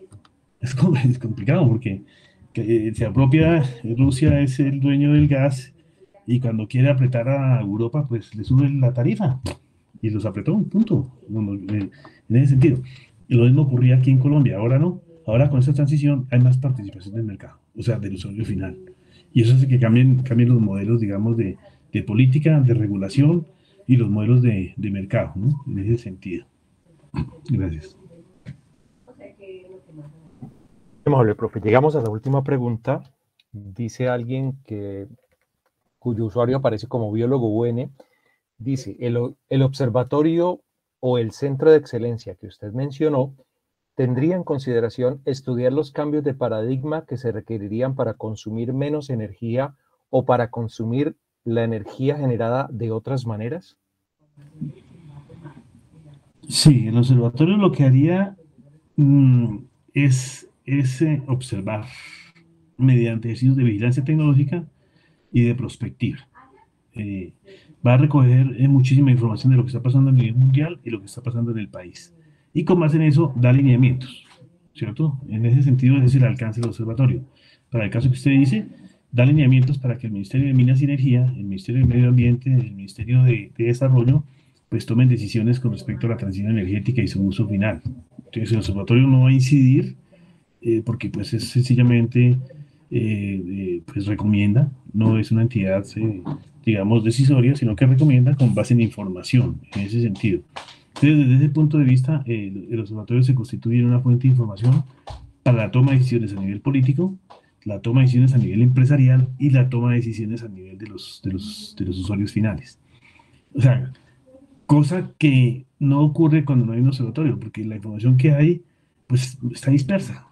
O sea, información hay, ¿no? Estamos en un mundo que en este momento hay mucha información disponible por las redes y por los sistemas por Google y todo esto, hay muchísima información, pero no estructurada. El observatorio permite estructurar eso para que el usuario final pueda entrar y decir, hombre, me interesa realmente comprar esta tecnología o no, o cambiarme esto o no, o más bien me quedo. Es decir, el observatorio tiene una ventaja, es que puede generar información para la toma de decisiones en todos los ámbitos de la energía en un país o en una región, desde política macro hasta la decisión de un usuario final para comprar una PCH en su finca y montarla. O sea, esa es la esencia del observatorio. Para eso se requiere realmente tener información. Miren, una página creo que es de Uruguay, en una especialización que tiene la UPTC, que dictó ahí una charlita, un modulito ahí de planeación energética, los puso los muchachos a revisar las páginas de los países, a ver qué tienen en cuanto a metodologías y herramientas para temas de información de energía. Y, por ejemplo, fue Uruguay y Brasil, me parece, Brasil. Interesante, uno entra y hay unos modelos ahí, modelos, digamos, interactivos, donde usted puede simular, si usted tiene no sé, una casa o quiere tener bueno, una finca o en una zona donde hay un grupo de campesinos, usted entra, coloca la zona y le muestra toda la información de radiación solar, de producción de agua, de niveles, de los niveles geográficos, pues digamos de alturas, toda la información. Y le dice cuál puede ser la tarifa usando una tecnología, la tarifa o el valor de la producción de agua, la tarifa no, perdón, el valor de la producción de energía eléctrica con base en una tecnología y con las condiciones. Eso me parece que es interesante, porque entonces el Estado, esos estados ya están creando plataformas para que el usuario final entre y haga sus análisis y haga una modelación y tome una decisión. Eso me pareció interesantísimo. No lo vimos en los otros países de América Latina, sino que sí lo vimos acá. Ahora, aquí la UDME tiene unos modelos de planeación que son realmente muy buenos. Lo que pasa es que en la transición que les comentaba, cuando pasamos de un modelo centralizado a un modelo, digamos, de mercado, pues entonces la UDME ya no impone, sino es indicativa. O sea, la planeación de la UDME es indicativa. Es indicativa porque pues ya es el mercado el que cada uno toma la decisión. Pero herramientas como esas, por ejemplo, la universidad podría pensar con un observatorio en tener algo parecido a eso, ¿no? Pero eso requiere recursos en ese sentido. Claro, muy interesante, profesor. Creo que con la presentación suya nos abre la forma de ver la generación de energía. Para mí creo que veo que es una cosa inmensamente más amplia de lo que había considerado. Considera, bueno, como usted lo mencionó, políticas, otras consideraciones, investigación científica, ingenierías y tantas otras cosas. Y desde la Oficina de Gestión Ambiental, digamos, de la sede de Palmira, veo que habría mucho en que podríamos de pronto participar y bueno, veo muchas cosas interesantes. Profesor Prías, muchísimas gracias por su presentación. En el chat nos han llegado montones de comentarios comentando que les ha parecido muy interesante la presentación suya. Le agradezco mucho. Muchísimas gracias a todo el público que ha estado presente y seguramente al público que va a ver la presentación en diferido, porque queda el video cargado. Muy amable, profesor. Muchísimas gracias. Por acá tenemos al profesor Gustavo Adolfo Córdoba, que levantó la mano. Es de la sede de Medellín. Entonces, profesor Gustavo, usted tiene la palabra, por favor. Muchas gracias, profesor Diego, profesor Omar, muchas gracias por su presentación. Nos queda evidente que, y yéndome de atrás para adelante con lo que usted terminó con el tema de recursos, le demanda toda esta presentación y toda esta perspectiva que se presenta a la universidad liderar junto a las universidades las gestiones necesarias ante las instancias del gobierno, porque hasta donde supe hace unos años, lo que se invierte desde el gobierno, lo que pesa en el PIB, en el PIB, la investigación hacia las universidades es supremamente bajo. Creo que es más baja en Colombia que lo que se presenta en Centroamérica, de acuerdo a reuniones que tuvimos hace unos años. Y indiscutiblemente esto demanda en la relación universidad-empresa-Estado que la empresa privada y el Estado mire la investigación en este elemento que se está planteando hoy con una mirada de inversión hacia el futuro, porque se cruza con los elementos que también se tocaron acá del crecimiento del país y de la desconcentración. Cuando hablamos de las 4G, de puertos, de potencializar otras regiones, no seríamos inteligentes si no empezamos a pensar de que los nuevos centros de producción que se generen con las 4G para producir, transformar, empaquetar, para llevar a puertos, sigamos trabajando con las mismas prácticas de consumo de energía, en movilidad, en transporte, en producción. Pero indiscutiblemente yo creo que las universidades, sobre todo la nuestra, tiene que presentarle muy claro al gobierno nacional que el tema de investigación, mirada hacia el futuro, necesita una mirada diferente a cómo se sustenta hoy, y lo mismo en la empresa, porque usted lo acaba de decir, eso demanda recursos, y demanda recursos que no tienen frutos prontamente, sino que son recursos que hay que cruzarlos con planeación estratégica, con desarrollo territorial, con nuevas regiones, con sistemas de movilidad, con sistemas de cadenas logísticas, todo ese tipo de elementos. Pero me parece que nos deja usted un panorama absolutamente amplio y se nos quedan tareas en todas las sedes con respecto a ello. Le agradezco mucho su presentación. Muchas gracias, muy amable, muy gentil. Rápidamente, para hacer un comentario con respecto a lo que usted dijo muy pertinentemente y acertadamente. Sí, el tema de recursos es complicado. Ahora, yo sí creo que a las universidades nos falta un poquito de gestión. Yo tuve la oportunidad, yo estuve cuando era Colciencias, Ciencias, yo era el director del Programa Nacional de Energía y Minería, el director del programa de investigaciones, y evidentemente me di cuenta de la pertinencia de tener cerca al ministerio en estos temas. Pero hay un celo y hay una condición que me parece culturalmente muy elemental. El investigador considera que el ministro no sirve para nada y que el Estado tampoco, porque evidentemente así lo han demostrado para la investigación. O sea, eso no es... Pero no habla con el ministro y dice, no, los investigadores no hacen nada, eso no produce nada que valga la pena. ¿Sí?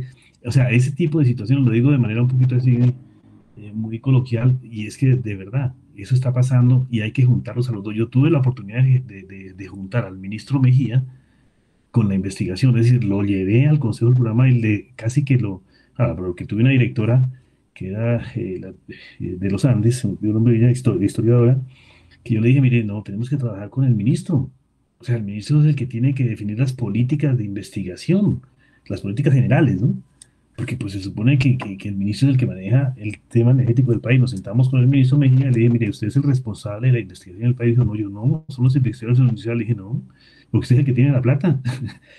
Y además no sé, en ese momento en la ley de ciencia y tecnología establecía que los, los, mm, los programas de investigación donde hubiese un ministerio, el ministerio del ministro debería presidir esos programas. Y ahí estaba el de energía. Le dije, usted tiene que presidir ese programa, tiene que presidir, tiene que ir a las reuniones porque ahí están los investigadores, están los empresarios y deciden sobre los recursos. Y además usted tiene la oportunidad de buscar recursos. Dijo, pero ¿cómo? Le dije, pues ¿cómo que cómo? Usted puede hablar con Ecopetrol, con ISA, y les dice que hay que poner tanta plata de investigación. Y evidentemente con el ministro Mejía logramos hacerlo. Yo logré hacer convocatorias en el sector eléctrico, en el sector gas y en el sector petrolero a través del ministro. Pero logré juntar esos dos celos, porque el ministro tiene la razón de que los investigadores no hacen mayor cosa. Unos sí, otros no. Eso hay que tenerlo claro. Y los ministros, uno dice, los ministros son políticos y son corruptos. Eso es cierto, para unos sí, para otros no. Pero nos hemos quedado en las dos líneas. Alguien tiene que juntar las dos cosas. Y me parece que la Universidad Nacional, por ejemplo, nosotros, con la Universidad Nacional, con la rectora, hemos estado hablando con el presidente de Ecopetrol, con el presidente de ISA al respecto. Digamos, yo tengo ahí cierta relación, pues no con ellos, pero sí me conocen, digamos, saben que existo, por lo menos. Sin embargo, el hecho de ir con la rectora, pues una rectora o un rector de la Universidad Nacional, pues por lo menos le abren la puerta y le sirven un café, o sea, para que conversen. O sea, eso hay que aprovecharlo, porque lo que usted dice es completamente cierto. O sea, es decir, para cómo romper eso en este país no es fácil, que la investigación tenga una relación, es una relación con la política, pero no supeditarse a la política como tal, pero sí tener una relación. Y la política tiene una relación con la investigación porque va a solucionar problemas del país. Llegar a ese punto medio no es fácil, pero sí nos va a tocar. Nos toca. Nos toca porque si no, esto es muy complicado. La transición en este momento, ustedes hablan con el ministerio. El ministerio sacó un libro, el presidente Duque, un libro, no vamos a hablar de Duque, no se preocupen, no vamos a hablar de eso, sino de la figura presidencial. Sacó un documento, resultado del anterior ministerio, del anterior ministro, que hicieron todo un desarrollo sobre el tema de la transición energética, los famosos focos, no sé si los conozcan, unos focos, en tema de renovables, el tema de gas, el tema de, bueno, varios temas, regulación, mercados. Esos focos fueron con expertos, y ahí hubo expertos de la Universidad Nacional, de los Andes, que vincularon a eso. Sacaron los focos científicos, sacaron un librito que se llama los focos de la transición energética. Entonces ahí ellos, ya el Ministerio de Minas y Energía en Colombia, políticamente hablando, ya tiene un compromiso con la transición. Ahora nos toca a los investigadores, a las universidades, hablar con el ministro y decirle, bueno, ¿cómo vamos a desarrollar eso? Necesitamos recursos. Y los recursos, obviamente, el ministerio no los tiene, pero el ministerio sí puede incidir en los recursos de las grandes entidades del sector energético nacional para investigación. Y esa es una tarea que nos toca hacer como Universidad Nacional. Si la universidad empieza a mostrar que está haciendo cosas en la transición con las oficinas de gestión ambiental, que estamos creando un observatorio, tenemos ya posición para hablar de frente y duro, pero tenemos que mostrar cosas. Yo sé que no hay plata, pero con lo que tengamos debemos ir adelante y proponer hasta un punto, ¿no? Porque obviamente esa relación investigación y política tiene unos puntos donde cada uno tiene su propia dinámica, pero hay unos puntos de acuerdo que son claves. Yo creo que el tema de recursos se puede movilizar. Yo sí estoy seguro con eso. Siempre y cuando la Universidad Nacional trabaje en conjunto, porque también estamos internamente, cada sede es diferente, y no digo que sea malo o bueno, sino es la dinámica propia de nosotros. La sede de Medellín, donde está el profesor, pues tiene otras dinámicas con la sede de Bogotá por obvias razones. Diferente cultura, diferentes condiciones. Al final somos lo mismo, estamos en el ámbito académico. Pero muy seguramente el relacionamiento que tiene la Universidad de Medellín con las empresas de energía eléctrica de la región, pues es cercano. En cambio, los de Arauca no, porque no hay una empresa como ISA o ISAGEN o EPM, no hay. Entonces, ¿cómo hacemos para ayudarle a los de Arauca con la oportunidad que tiene Medellín con las empresas de allá para financiarse en cosas, ¿no? Para que financien algunos proyectos. Entonces, todo eso nos toca mirarlo. O sea, no es fácil, no es fácil. Sin embargo, estoy de acuerdo con usted en ese sentido de que hay que tener mucho cuidado porque pues tampoco podemos supeditarnos a los cambios políticos cada vez que cambian un ministro, cambia un presidente, ¿no? Porque nosotros tenemos que ir más allá, nosotros tenemos que ir hacia el futuro, pero mostrándole que ellos tienen una obligación con nosotros, ¿no? Esa es una tarea que me parece que toca hacerlo a nivel estratégico, ¿no? El mismo Consejo Directivo de la Universidad, el Consejo Superior Universitario, tendría que ver como entidades. Yo pensaría, ahora, la universidad tiene que resolver muchos problemas, pero sí hay que dar, ahora, a nivel internacional, yo sí creo que hay muchos recursos. En Europa hay muchos recursos para temas de investigación, de innovación, de desarrollo tecnológico, porque a ellos les interesa de todas maneras el mercado de América Latina, ¿no? Que es un mercado que va a ser muy bueno en producción de energía limpia. Entonces, pienso que si logramos organizar nuestras estrategias de transición dentro de la Universidad Nacional, eso nos puede poner en un punto interesante para negociar y buscar recursos. Pero tenemos que ir avanzando con lo que tengamos, por ahora, ¿no? Bueno, entonces, pues eso sería, no sé si hay alguna otra pregunta. No, profesor, con esto terminamos. Muchas gracias. Bueno, muchísimas gracias por la invitación, muy amables, quedamos atentos a cualquier otra charla o reunión y ahí seguimos en el desarrollo de esta estrategia que creo que va a ser interesante. Muy amables por la invitación. Un saludo para todos. Muchas gracias, muy amable. Que tengan un buen día. Gracias. Hasta luego.